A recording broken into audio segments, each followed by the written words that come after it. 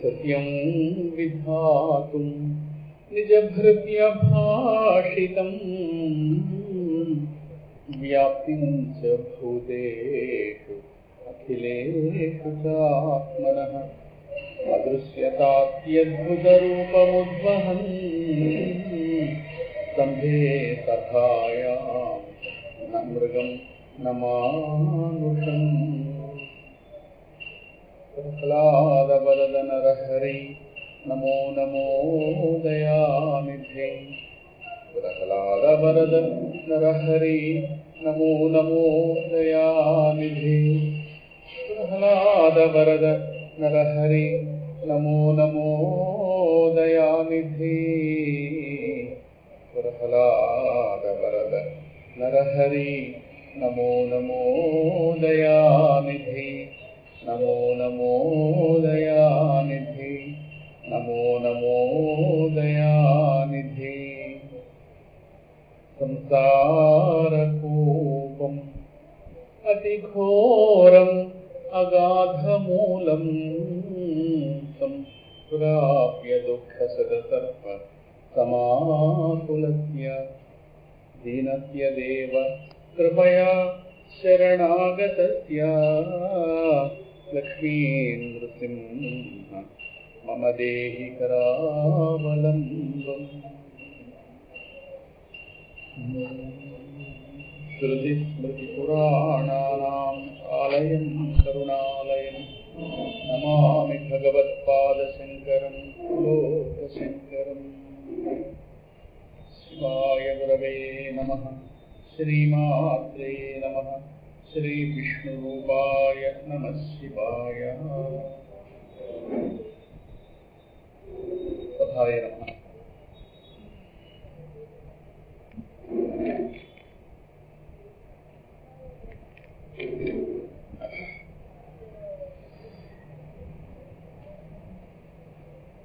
మళ్ళీ చివరిలో మర్చిపోతానే ముందే చెప్పేస్తే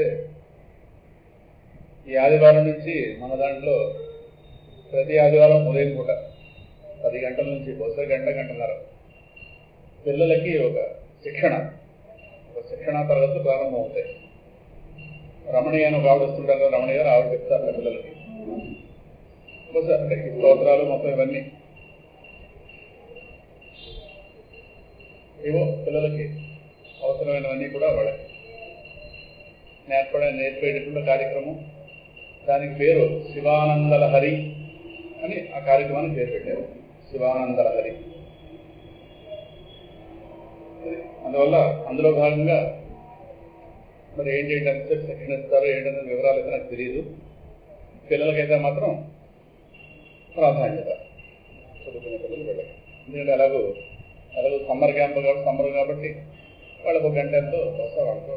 అయితే ఇది మాత్రం కేవలం సమ్మర్ క్యాంప్ అనే కాదు, ఏడాదంతా కూడా అన్నట్టుగా కూడా అంటున్నారు. ప్రతి ఆదివారం మంది ఎలాగైతే ఆదివారం ప్రతి ఆదివారం అవుతుంది అలాగే అంటున్నారు.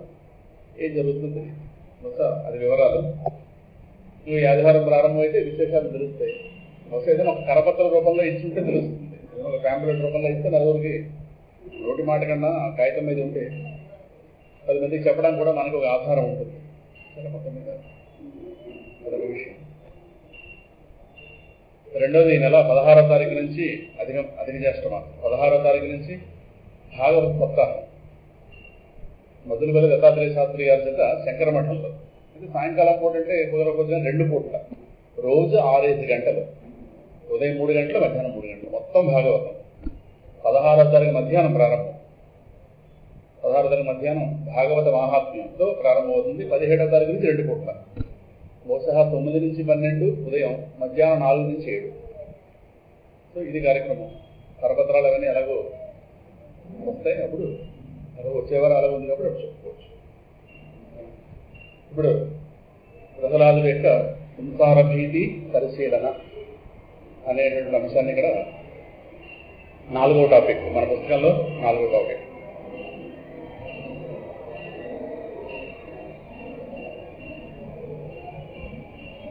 ప్రహ్లాదుడు ఉన్నటువంటి సంసార భీతి పరిశీలన. ప్రహ్లాద సంసార భీతి చాలా లోతైన అంశం.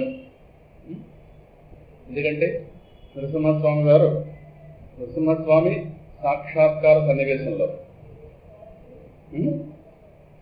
ప్రహ్లాదుణ్ణి సంసార వ్యవస్థ పెడద్రోవ పట్టించి అహంకారం కలిగించేటటువంటి అవకాశమున్న సన్నివేశాలు కోకొల్లలు అని రాశారు. Page number 225 225.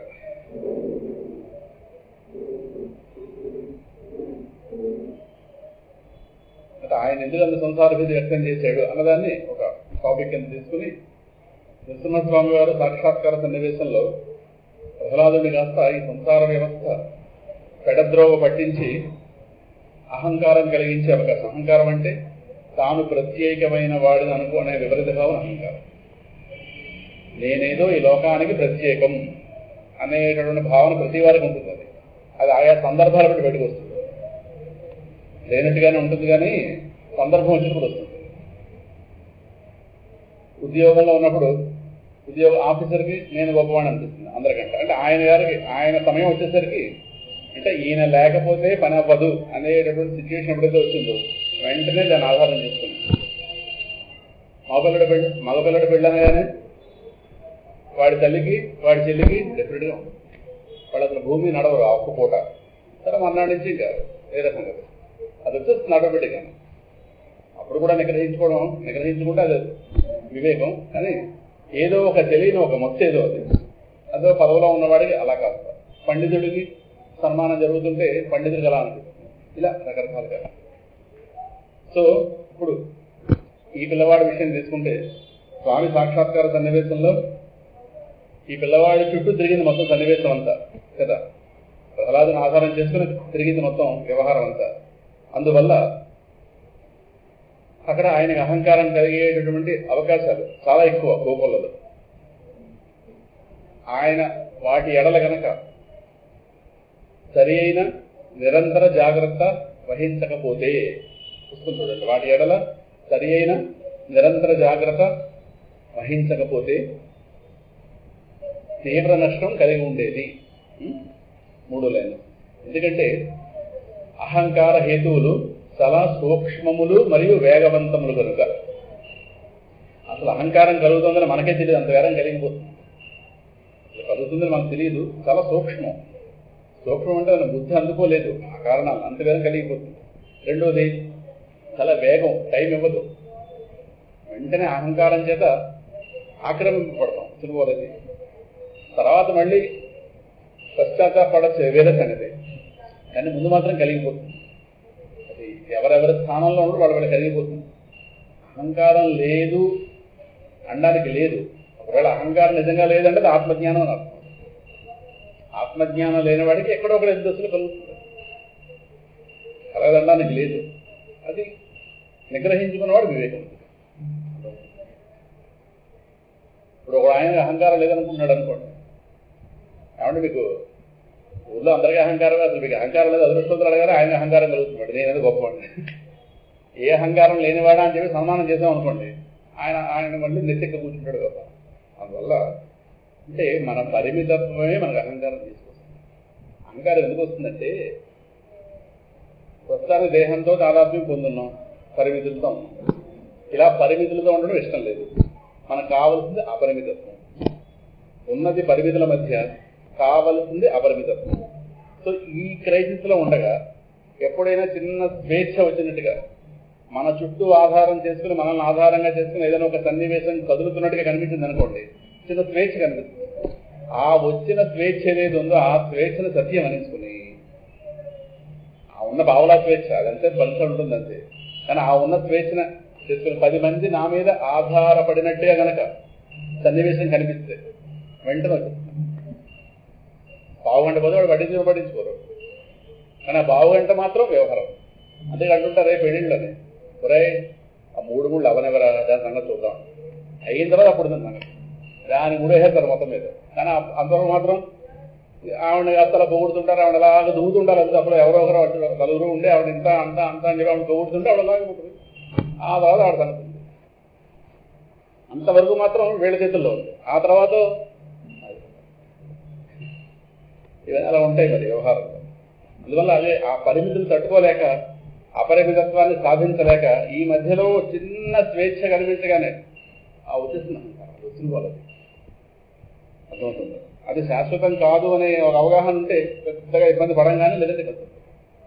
కనుక అవి చాలా సూక్ష్మం. అహంకారం కలిగించే హేతువులు చాలా సూక్ష్మము మరియు వేగవంతములు గనక ఎంతెంతో లోతైన పరిశీలనకు గాని అవి అందవు. చాలా భూతత్వం పెట్టి పరిశీలిస్తారు. మరియు నిరంతర భగవత్పక్షం వహించని వాడి పాలిట, అంటే భగవంతుని ఏ ఒకంత విస్మరించినా అవి కాస్త పెనుభూతాలు అయిపోయి వాటిని నాశనం చేసేస్తాయి. కురుక్షేత్రంలో అర్జునుడికి అహంకారం వచ్చింది, కానీ భగవాను అంటిపెట్టుకుని ఉన్నాడు. మన్నాడు సాయంకాలం కల్లా సైన్యముడిని చంపేస్తానంటాడు. ఎలా చెప్తావు ఏంది? మళ్ళీ రెండు మాటలు, సైన్యముడిని చంపుతానడం కాదు, సైన్యముడిని చంపకపోతే అస్త్ర సన్యాసం చేసేస్తాను. ఈయన గారు అస్త్రం పక్కన పెట్టేస్తే ఈ నలుగురు దత్తములు ఎందుకు? ఈ నలుగురిని దుర్యోధనుడు చంపేస్తాడు. అయిపోయింది. పాండవులకి ప్రాణం అర్జునుడే. ఎంత పెద్దవాళ్ళు మాట్లాడుతాడు. ఆయన మాటను సత్యం చేయడానికి పరమాత్మ ఎంత కష్టపడ్డాడు. అయిపోయింది. అర్జునుడు యుద్ధం మానేస్తే సైన్యముడిని చంపడం విషయం అని కాదు. ఇప్పుడు అర్జునుడు యుద్ధం మానేయాల్సి వస్తుంది. ఇంక అప్పటికి జన్మలో ఇంకెప్పుడు ఇంకా విల్లు ముట్టుకొని అన్నాడు. దాంతో ఈయన ద్రోణాచార్యుల వారు రకరకాల వ్యూహాలన్నీ సైన్యుడు కాస్త మూసారు. సాయంకాలం అయిపోతుంది, దగ్గరికి వెళ్ళడానికి లేదు. ఇంకా ఆ రోజు మొత్తం సైన్యుడు చుట్టూ నిలబడ్డారు. ఎవరు పోయినా ఎవరున్నా అనవసరం, సైన్యుడు నిలబడాలి. అది అర్జునుడు వెళ్ళలేవారు లోపలికి. ఎలాంటి వ్యూహం పన్నాడు ద్రోణాచార్యులు. ఈయన కాబట్టి కుదిరింది. ఇలాంటి తప్పు హడావుడి మాటలే కొమ్మలు మూస్తాయి. అందువల్ల అదే ఈయన భగవత్పక్షం వహించాడు కనుక, అది పరమాత్మను అంటిపెట్టుకున్నాడు కనుక పరమాత్మ ఆయన యొక్క ఆ వాక్కును కాస్త సత్యమయ్యేటట్టుగా చేశాడు. కనుక ఇవి పెనుభూతాలైపోయి నాశనం చేసేస్తాయి కూడా. కానీ ప్రహ్లాదుడు వాటి ఎడల వహించిన నిరంతర పరిశీలన, ఆయన యొక్క ముందు చూపు, భక్తకోటి అత్యంత శ్రద్ధగా పరిశీలించవలసిన లోతైన అంశం. అంటే ప్రహ్లాదుడి విషయం కదంటే మాకెందుకు అంటామేమో, అలా కాదు. ఆయన గారు ఏ విధంగా వాటిని పరిశీలించాడు, ఆ పరిశీలించింది ఏదో మాకు అవగాహన అంటూ ఉంటే, అంటే ఏ విధంగా అంతటి వాడే అంత స్థాయిలో ఉన్నవాడు అంతగా అహంకారం విషయంలో అది కలగకుండా ఉన్న విషయంలో జాగ్రత్త వహిస్తే సామాన్యులు ఎక్కడ వాళ్ళం అన్నటువంటి ఈ విశ్లేషణ వస్తుందని పెద్దవాళ్ళ యొక్క ప్రవర్తన ఆదర్శంగా అందుకు తీసుకుంటాం. అర్థమవుతుందా?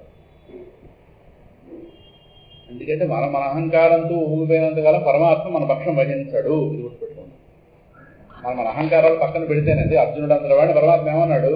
నిమిత్త మాత్రం భవ సవ్యసాచిన్. నేను ఏనాడో వాళ్ళందరూ చంపించాను, ద్రోణుడు భీష్ముడు. ఈ మాట అంతా చెప్పింది యుద్ధానికి ముందు, యుద్ధం ప్రారంభంలో. వాళ్ళందరూ నా సంకల్పంలో ఎప్పుడూ చనిపోయారు. ఇప్పుడు నువ్వు కాస్త వాళ్ళని చంపినట్టుగా నటించి వాళ్ళు అర్జునుడే చంపాడు వాళ్ళని అని లోకమంతా అనుకునేటట్టుగా కీర్తి ప్రతిష్ఠ నువ్వు పొందు. పని నాది, పొగట్టుని. అదే నువ్వేదో చేయించగలను మాత్రం అనుకోకు. నిమిత్త మాత్రం కదా. నిమిత్త మాత్రం అంటే నామకే వర్త అంటుంటారే, మాట మాత్రంగా. అలా కనిపించగల నటన చెయ్యి అంతే. అంత తెప్పించి నీ చేతుల్లో ఏమీ లేదు. ఈ మాట అర్థం అవ్వదు, కష్టం. ఈ మాట అర్థమైతే అహంకారం తగ్గుతుంది. ఈ మాట అర్థం కాకపోతే నేనే ఏదో చేసేస్తానని చెప్పి హడావుడు బయలుదేరుతాయి. అందువల్ల ఈ విధంగా ప్రహ్లాదుడు వాటి ఎడల వహించినటువంటి నిరంతర పరిశీలన, ఆయన యొక్క ముందు చూపు భక్తకోటి అత్యంత శ్రద్ధగా పరిశీలించవలసినటువంటి లోతైన అంశం. దానివల్ల ఎవరి ఆధ్యాత్మిక స్థితిని వారు పరిశీలించుకుని దానిని చక్కగా తీర్చిదిద్దుకునేందుకు ఒక చక్కటి అవకాశం అవుతుంది. అస్తు ఇస్తుంటే అవుదాక అంటే ఈ దిగువ పేర్కొనబడిన అంశాలు ప్రహ్లాదుని సంసార వ్యవస్థ పెడద్రోవ పట్టించి అహంకారం కలిగించే అవకాశం ఉన్న అంశాలు. మొత్తం ఆ సన్నివేశంలో ఎన్ని ఉన్నాయో అవన్నీ రాశారు. 1. సర్వగత నారాయణ చైతన్యం ప్రహ్లాదుడు చెప్పినాకనే ఆయన మాట సత్యం చేయడానికి, అనగా సత్యమని నిరూపించడానికి నరహరిగా వ్యక్తమయ్యాడు. అర్థమైంది కదా? ఆయన మాటని వ్యక్తమైంది ఎవరు? సర్వగత నారాయణ చైతన్యం. అంతటా నిండిపోయినటువంటి వాడు. ఈ పిల్లవాడు చెప్తేనే నేడు కానబడు ప్రత్యక్ష స్వరూపంగునన్. ఈయన మాట బట్టి ఎంతటి వాడు? విశ్వమంతగా నిండినవాడు, విశ్వానికి అధిపతి అయినవాడు. ఈ పిల్లవాడు చెప్పినాకనే ఈయన మాటని సత్యం చేయడం. ఎలాంటి శ్లోకం చదివారు కదా, సత్యం విధాతం నిజభృత్య భాషితం. ఆయన ఏం చెప్పాడు? స్వామి సర్వవ్యాపి, సహ సర్వత్రా, ఆయన అంతటా నిండున్నాడు. స్తంభంలో చూద్దామనుకుంటున్నావు కదా, స్తంభంలో కూడా ఉన్నాడు. అంతటా ఉన్నవాడు స్తంభంలో ఉండకుండా ఎలా ఉంటాడు? అందువల్ల నీకు కావాలంటే చూడు, నీకు రూపంతో కనిపిస్తాడు అన్నాడు కదా ఆయన. ఆయన మాట సత్యం నిరూపించడం. ఆయన 2 మాటలు చెప్పాడు, 2 మాటలు సత్యం నిరూపించడానికి. ఆయన అంతటా నిండు ఉన్నాడు, స్తంభంలో కూడా ఉన్నాడు. ఇది స్తంభంలో ఉంటే కాదు, నీకు రూపంతో కనిపిస్తాడు. అందువల్ల ఈ రెండింటిని సత్యం చేయడానికి, సత్యం నిరూపించడానికి ఆయన స్వామి కాస్త నరహరిగా వ్యక్తమయ్యాడు. అంటే రూపం నరహరి, నరుడు హరి రెండున్నటువంటి రూపం కనుక మరి ఇంతటి వాడు ఎమ్మెల్యేవో ఎంపీయో మన మాట వింటేనే కదా, మన మాట విని మన వీధిలోకి వచ్చి ఏదో ప్రారంభోత్సవం వచ్చేయడం కూడా ఆయన ఆ వీధి అందరి ముందు మన అహంకారం. ఎమ్మెల్యే గారు ఈయన మాట పెట్టి మన వీధికి వచ్చారు, ఆయన బెస్ట్ ఫ్రెండ్ అనగానే డెఫినెట్గా వస్తుందిగా. మరి మంత్రి గారు ఎవరొకరు వచ్చారనుకోండి, డెఫినెట్గా పవర్ వస్తుంది. నేనేదో గొప్ప, ఆ వీధికి నేనేదో గొప్ప డెఫినెట్గా వస్తుందిగా. ఆ మాత్రంగా ఎంత వస్తే ఈ విశ్వమంతా ఎవడో, విశ్వం తానైన వాడు కాస్త చిన్న పిల్లవాడి మాట కాస్త విని అమ్మలోంచి రావడం అంటే అది దానికి ఎంత అహంకారం రావాలి? ఇంతదానికి ఎంత రావాలంటే అంతదానికి ఎంత రావాలి. కానీ అంతదానికి ఎంత కూడా రాలేదు. అది గొప్ప కారణం అబ్జర్వేషన్. అదే అబ్జర్వేషన్, నిరహంకార స్థితి. ఒకవేళ ఏమాత్రం అహంకారం వచ్చిందనుకోండి, స్వామి కాస్త ప్రసన్నమయ్యేవాడు కాదు, ప్రహ్లాదుడికి చేరువయ్యేవాడు కాదు. అర్థమవుతుందా? ఇక రెండోది, అలా వ్యక్తమైంది కూడా, రెండో పాయింట్, అలా వ్యక్తమైనది కూడా ప్రహ్లాద రక్షణ కోసమే. ఆ వచ్చినవాడు కాస్త ఏదో కనిపించి పడిపోలేదు, ప్రహ్లాదుని కాస్త హిరణ్యకశిపుడి నుంచి రక్షించాడు. దానిలో భాగంగానే హిరణ్యకశిప వధ. ప్రహ్లాద రక్షణలో భాగంగా హిరణ్యకశిప వధ. హిరణ్యకశిప వధలో భాగంగా ప్రహ్లాద రక్షణ కాదు, ప్రహ్లాద రక్షణ కోసం హిరణ్యకశిప వధ. అందుకే భగవద్గీతలో శ్లోకం చూడండి, పరిత్రాణాయ సాధూనా వినాశాయ చ దుష్కృతం. అది రెండోది. మొదటిది పరిత్రాణాయ చ అంటే ఎవరో ఒక మహాత్ముడు ఇబ్బందుల్లో కనుక ఉంటే వాణ్ణి ఎవడైతే ఇబ్బంది పెడుతున్నాడో వాణ్ణి కాస్త ఆ దేహంలోంచి తీసేస్తాను. అర్థమవుతుందా? లోకంలో చాలా మంది రాక్షసులు ఉంటారు, కానీ వాళ్ళందరి మీదకి స్వామి వెళ్ళలేదు. దేవతలు కాస్త అదే వెళ్ళి, ఎప్పుడైతే హిరణ్యకశిపుడు ఇబ్బందులు పెడుతున్నాడో దేవతలు బ్రహ్మగారి దగ్గరికి వెళ్ళి అడిగారు, మహావిష్ణువు దగ్గరికి వెళ్ళి. కానీ ఆయన ఏమన్నాడు తెలిసినా, నేనంటూ వ్యక్తం అవడానికి కొన్ని సందర్భాలు ఉన్నాయి, అప్పుడే వస్తాను. శుద్ధ సాధులందు సురలందు శృతులందు గోవులందు విప్రకోటియందు ధర్మ పదవియందు తలగి నాయందు వాడన్నడలు నాడ హింస చెందు. నేను పిచ్చిగానే నేనే వచ్చేను. శుద్ధ సాధులందు, ఒక మహాభక్తులు కాస్త, ఒక మహాత్ములు కాస్త వాళ్ళు కనుక ఇబ్బంది పెట్టేటట్టయితే ఆ రాక్షసుల వల్ల దేవతలు ఇబ్బంది పెడితే స్వామి వెంటనే వచ్చేయడు. రాడని కాదు కానీ వెంటనే వచ్చేయడు. అదే రాక్షసుల వల్ల ఒక మహాభక్తుడు కాస్త ఇబ్బంది పొందితే మీరు పిలవమని అక్కర్లేదు, నేను వెంటనే వస్తాను. శుద్ధ సాధులందు, ఎందుకంటే అటువంటి ఒక మహాసాధువు కాస్త ఆయన గారికి కొడుకుగా పుట్టబోతున్నాడు. వాణ్ణి కాస్త ఈయన కాస్త ఇబ్బంది పెడతాడు కనుక అప్పుడు తప్పకుండా వస్తున్నాను. అర్థమవుతుందా? స్వసుతాయ, తన కొడుకు యందు ఎప్పుడైతే వాడు ఘోరంగా ప్రవర్తిస్తాడో ఆ సందర్భంలో మీరు పిలవక్కర్లేదు, ఆటోమేటిక్గా నాకు రూపం వచ్చేస్తున్నాను. ఈ లోపు మీరు వాళ్ళతో బాధగా పడవలసిందే అని చెప్పి ఆయన కాస్త చెప్పి పంపించాడుగా. అందువల్ల ఇక్కడ ప్రహ్లాద రక్షణ కోసమే, అందులో భాగంగా హిరణ్యకశిప వధ, దాని ఫలితంగా దేవతల రక్షణ. అది లోకాల రక్షణ, దేవతల రక్షణ, ఇవన్నీ. కానీ ముందు మాత్రం ప్రహ్లాద రక్షణ, అది మర్చిపోకండి. మూడోది, అప్పటిదాకా లేని అవతారం ప్రత్యేకంగా ప్రహ్లాద రక్షణ కోసం అప్పుడే వచ్చింది. బాగా గుర్తుపెట్టుకోవాలి. అప్పటిదాకా లేని రూపం ఆయన కోసం అప్పుడే వచ్చింది, బ్రాకెట్లో రాస్తాను. అంతేగాని అప్పటికే వచ్చి ఉన్నది ఈయన రక్షణ కోసం రావడం కాదు. కృష్ణావతారంలో ఎటువంటి బోర్డు జరిగాయి. ఆల్రెడీ స్వామి వచ్చేసాడు, మధ్యలో ఎంతోమంది రక్షించడానికి వెళ్ళాడు. ఆయన అప్పుడే పుట్టినవాడేం కాదు, అంతమంది పుట్టాడు, అంతమంది చాలా వదలు చేసుకుంటూ వెళ్ళాడు. అర్థమవుతుందా? కానీ ఈయన గారు అలా కాదు, ప్రత్యేకంగా ఈయన కోసం రూపం ధరించాడు. అందుకే అక్కడ రాయలేదు కానీ నృసింహస్వామి అవతారాన్ని సద్యోజాత అవతారం అంటారు. సద్యోజాత సద్యోజాత అంటే సద్య అప్పుడే అప్పటికప్పుడే స్తంభం నుంచి పుట్టాడు అంతే, వెంటనే సమాప్తి చేసేసుకున్నాడు అవతారాన్ని. అర్థమవుతుంది.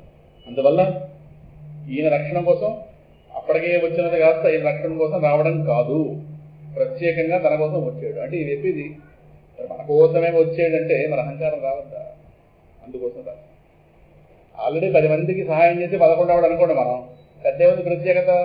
ఆ 10 మంది చేశాడంటే 11వాడు మీరు మీకు చేశాడండి. అలా కాదు, మన కోసమే వచ్చి మనకే సహాయం చేసి వెళ్ళిపోయాడు అనుకోండి, ఇప్పుడు అహంకారం కాదు, ఏదో గొప్ప ఉంటే కదా వస్తాడు మన దగ్గరికి. అంటే ఇవన్నీ కూడా మన దగ్గర ఏదో ఒక మెరిట్, ఏదో గొప్ప విశేషం ఉంది కాబట్టి అనగానే అహంకారం. మరి ఆ పిల్లవాడికి ఎంత అహంకారం రావాలి? భగవంతుడు అంతటి వాడు. ఇవాళ రోజున నృసింహస్వామిని దేశంలో ఎంతమంది చెప్పుకుంటున్నామంటే ప్రహ్లాదుడు పట్టిన శిక్షగా. ఇప్పుడు ధ్రువుడిని రక్షించడానికి భగవంతుడు వచ్చాడు కావచ్చు, కానీ ధ్రువుడిని రక్షించిన నారాయణుడు ఎక్కడ రూపాలు లేవు, ఎక్కడ కూడా ఆలయాలు లేవు. ఏదో ఆ ధ్రువుడు చూశాడు, వెంటనే ఆయన కాస్త వెళ్ళిపోయాడు. కానీ ప్రహ్లాద రక్షణ చేసిన నృసింహస్వామి వారికి దేశమంతటా ఆలయాలే, దేశమంతటా ఆలయాలు.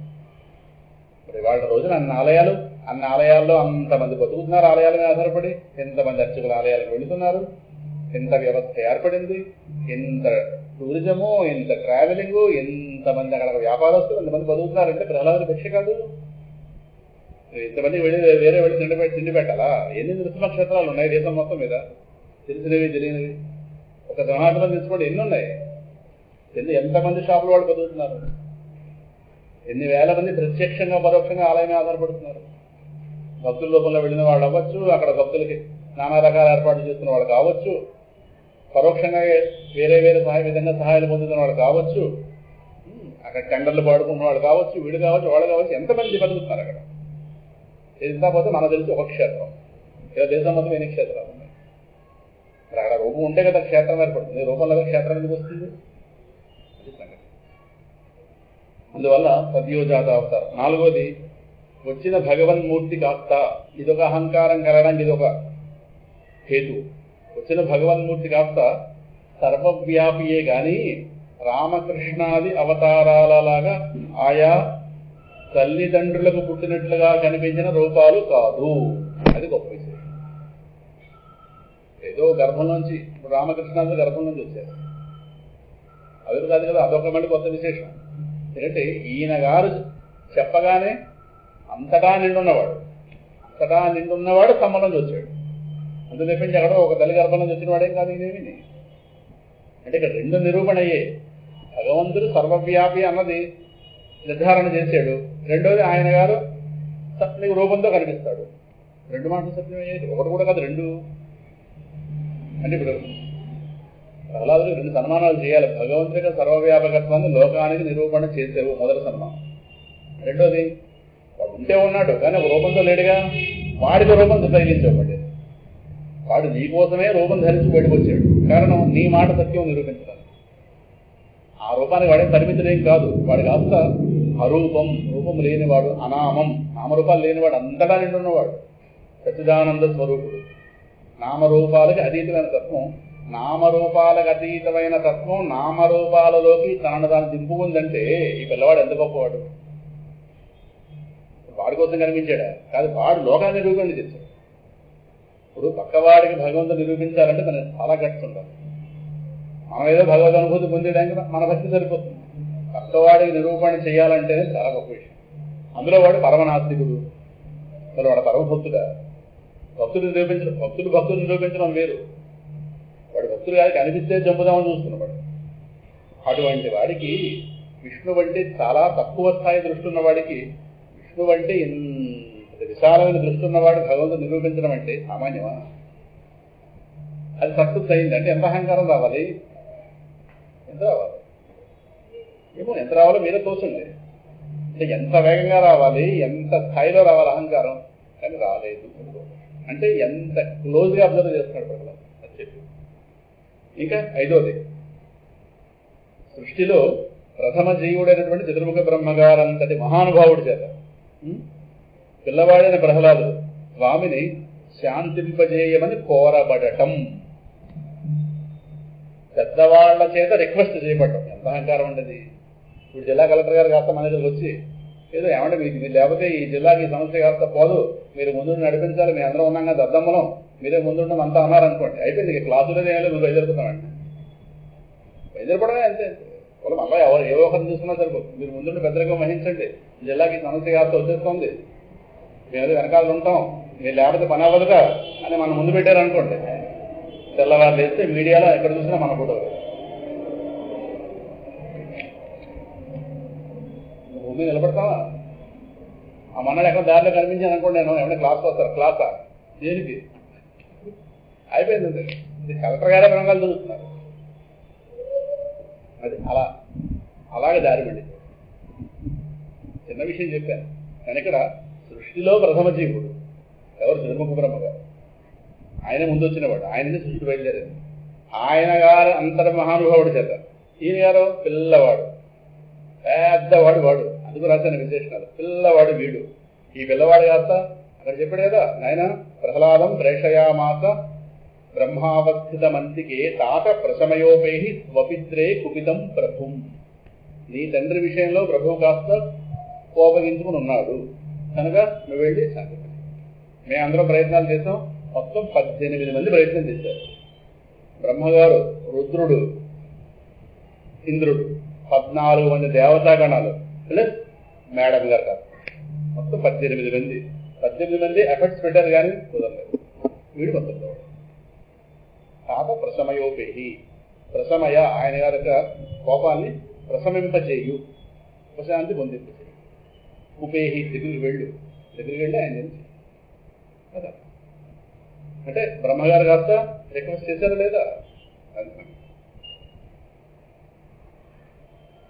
వాళ్ళు రాత్రి కల్లో బ్రహ్మగారు కాస్త కనిపించి రాబడి నుంచి ఈ ప్రపంచానికి సంబంధించిన ఒకనొక వింగు, ఓ మంత్రివర్గం కాస్త ఏమి తోటి ప్రాణులందరి యొక్క ఆర్థిక వ్యవస్థ కాస్త మీకు అప్పచెప్తున్నాం. కుబేరుని పక్కన పెట్టాం, ప్రస్తుతాన్ని మీరే కుబేరుడు అని చెప్పి ఏ రాత్రి కల్లా కలిపి చెప్పారనుకోండి, మా నాన్న ఎవరు స్నానదార్థం రానేదాం. కుబేరుని కాస్త పక్కన పెట్టి మనకి ఇచ్చారనుకోండి, మన కోపం వాళ్ళందరే డబ్బులు అయించుకుంటాం. మనం బాగా ఇస్తామన్నాడు అయిపోయింది. ఆర్థిక వ్యవస్థ చిన్నవేనం అయిపోతుంది. అరుణ్ జైట్లీ గారిలాగా మళ్ళీ ఇంకో కుబేరుని పెట్టాలి కదా. అయిపోయింది, ఇటు పక్క రానేదాం ఇంకా కదా. అలా కాదు బ్రహ్మగారు. ఎందుకంటే ఆయన కనుక శాంతించకపోతే ప్రపంచ ప్రమాదంలో పడింది కనుక బ్రహ్మగారు అంటే నిరంతరం లోకక్షేమం కోసం ఆలోచించేవాడు. ఆయన చూస్తే ఒళ్ళు ఓనం చేసుకున్నాడు మహానుభావుడు. లోకాలన్నీ దెబ్బతినేస్తాయి, సప్త సముద్రాలు క్షోభిల్లుతున్నాయి, గ్రహాలు గతి చెప్పి, దేవతా విమానాలు చిత్రకొట్టబడుతున్నాయి, మొత్తం అస్తవ్యస్తం అయిపోతుంది, అల్లకలరం అయిపోతుంది ప్రపంచం కాస్త. ఎందుకంటే మనం కోపంగా ఉంటేనే మన ఇంట్లో శాంతి ఉండదు. ఇది ఏమాత్రం మన కోపానికి ఆ ఉన్న నలుగురు కాస్త అక్కడ అశాంతిగా ఉంటారు. మరి విశ్వమే తన శరీరమైన వాడికి కోపం ఎలా ఉంటుంది? విశ్వం నానాగందరూ కూడా అయిపోదా? అయిపోతుంది అంతే. కాబట్టి బ్రహ్మగారు కాస్త అకాల ప్రళయం వచ్చిందా అన్నట్టుగా ఆయన కాస్త భయపడి ఈయన ఎలా శాంతింపజేయాలి అని చెప్పి తీవ్ర ప్రయత్నం చేశాడు. అందులో భాగంగా ఈ పిల్లవాడిని ఉపాధి ఇచ్చాడు. అర్థమైపోయింది. ఆయన ఈయన చెప్తే తప్పించి ఆయన ఉపశాంతి పొందాడు. ఇంకా 6వది, బ్రహ్మరుద్రాది దేవతల ప్రార్థనల చేత ప్రసన్నం కాబడని స్వామి. ఇందాక చెప్పిన విషయం ఇదే. మొత్తం 18 ప్రయత్నాలు చేశారు. ప్రసన్నం కాబడని స్వామి ప్రహ్లాదుడు ప్రణిపాతం చేతనే, అంటే సాష్టాంగ నమస్కారం చేతనే ప్రసన్నమవ్వడం. క్లియర్ గా రాశాను. స్వామి ప్రసన్నం కావడానికేమో దేవతల స్తోత్రాలు, తన నమస్కార మాత్రంతో ప్రసన్నమైన స్వామిని ప్రహ్లాదుడు స్తుతించడం. పూర్తిగా తేడా. ఆయన గారు ప్రసన్నమవుతాడేమో చెప్పి స్తోత్రం చేశారు వీళ్ళందరూ. ఈయన గారు నమస్కార మాత్రంతో ఆయన శాంతించాడు. శాంతించిన వాడిని స్తుతించాడు. ఇదే అడిగాడు, నీ కోపమా? నీ కోపం ఏంటి? దయాస్వరూపుడు, నీ కోపం ఏంటి? ఇంకా నేను చూస్తే భయపడ్డం ఏంటి? నేను చూసి భయపడ్డాను. భక్తుల భయాలను భయపెట్టేటటువంటి అభయ స్వరూపానివి. నేను చూసి భయపడ్డం ఏంటో నువ్వు మా స్వరూపాలు. మనం ఈ ముందు దాంట్లో చెప్పుకున్నాం కదా, ప్రహ్లాదు స్వామిని చూస్తుంది స్వరూప దృష్టితో, దేవతలు భిన్న దృష్టి చూస్తారు. అందువల్ల ఈయన వెళ్ళి అంత అల్లబోకగా దగ్గరగా వెళ్ళి, మన దగ్గరికి మనం వెళ్తే అంత తేలిగ్గా వెళ్ళిపోతాం. అద్దంలో మన ప్రతిబింబం దగ్గరికి మనం ఎంత స్వేచ్ఛగా వెళ్తామో అంత స్వేచ్ఛగా వెళ్తాం. అక్కడ ఇసుమంత భయం కూడా లేదు. అది గొప్ప విషయం. అంత బీభత్సమైన రూపం అది. అక్కడ వాతావరణం చూస్తే భీకరమైన వాతావరణం, కానీ ఒకంత కూడా భయపడినవాడు ప్రహ్లాదు. అందరూ బ్రహ్మగారే భయపడ్డారు. అర్థమవుతుంది. అందువల్ల ఈయన గారు ఎందుకు స్వామి ఏ విధంగా చేశాడంటే ఒకటే, బ్రహ్మాది దేవతలు కావచ్చు, మిగతా దేవతలందరూ కూడా వాళ్ళ చేసిన స్తోత్రాల్లో వాళ్ళకి హిరణ్యకశ్యపుడు వల్ల కలిగినటువంటి ఆపద, స్వామి వల్ల వాళ్ళకి కలిగిన ఊరట. ఇంకొక మాటలో వాళ్ళ యొక్క స్వార్థానికి భగవంతుడు పరిమితి చేశాడు. మా వల్ల వాడి వల్ల మేము ఇబ్బందులు పడ్డాం, నువ్వు వచ్చి వాడిని సంహరించేస్తావు, దాంతో మాకు అర్థం చేసావు. ఇంతే. ప్రతి వాళ్ళు వాళ్ళ స్వార్థపరంగానే మాట్లాడారు. ఆ దేవతల స్తోత్రాలు చూస్తే తెలుస్తుంది. కానీ ప్రహ్లాదుని అర్థం చేసుకున్న విష్ణువు వారి స్వార్థం కోసం ప్రార్థించలేదు. ప్రహ్లాదుని అర్థం చేసుకున్న విష్ణు పరిమితుడు కాదు, అపరిమితుడు. భగవంతుడిని ఎంతగా మనం ఎంత పెద్దవాడిగా అర్థం చేసుకుంటే అంత సులభం అవుతాడు భగవంతుడు. వాడిని ఎంత చిన్నవాడిగా అర్థం చేసుకుంటే అంత దూరం. భగవంతుని అర్థం చేసుకోవడంలోనే మన అశాంతి ఆవిరవుతుంది. భగవంతుడు ఏదో ఒక రూపాన్ని పరిమితం చేస్తూ, ఒక లోకాన్ని పరిమితం చేస్తూ, ఒక ప్రతిభకి పరిమితం చేస్తూ అంత మేరకే మన వ్యవహారం పెట్టుకుంటే వాడు అంత మేరకే మనకు ఉంటాడు. కానీ ప్రహ్లాదుడికి అర్థమైన విష్ణువు సర్వవ్యాపి, అంతటా నిండి ఉన్నవాడు. కనుక ఈయన గారికంటే స్వార్థం లేదు. నా కోసం అవసరించో, నాకు కీర్తి ప్రతిష్టలు తీసుకొచ్చావు, ఆ మాట కూడా లేదు. అసలు ప్రహ్లాదుడి దృష్టి అలవాటు చేసుకోవాలి. అది అర్థం చేసుకోవడం కష్టం. విష్ణువుని ఉన్నవాడిని ఉన్నట్టుగా అర్థం చేసుకున్నాడు. వీళ్ళ బుద్ధికి అనుగుణంగా అర్థం చేసుకున్నాడు. ఇప్పుడు మనం బిందెండు పట్టుకెళ్తే బిందెది నీళ్లు తెచ్చుకోగలం ఎక్కడి నుంచి, సముద్రంలో. కానీ అంతే నీళ్లు ఉన్నాయా? ఇక లేవు. దేవతల ప్రార్థన అలా ఉంది. వాళ్ళ అహంకారాన్ని పరిమితం చేశారు. వాళ్ళ స్వార్థానికి, వాళ్ళ పొట్టి బుద్ధికి, వాళ్ళ యొక్క కొరత బుద్ధికి పరమాత్మ పరిమితం చేశారు. వీడు పరమాత్మని పరమాత్మగా టోటల్గా అర్థం చేసుకున్నాడు. అందువల్ల ఆయన చేసిన స్తోత్రం చూస్తే 43 శ్లోకాల్లో ఆయన వైభవం అంతా చెప్పకూడదు. కాబట్టి అంతగా తనను అర్థం చేసుకున్నాడు కనుక, స్వామి కోణంలో చూస్తే అంతగా తను అర్థం చేసుకున్నాడు కనుక అంతగా వాడికి వశమైపోయాడు. ఈ మాట అలా గుర్తుపెట్టాడు.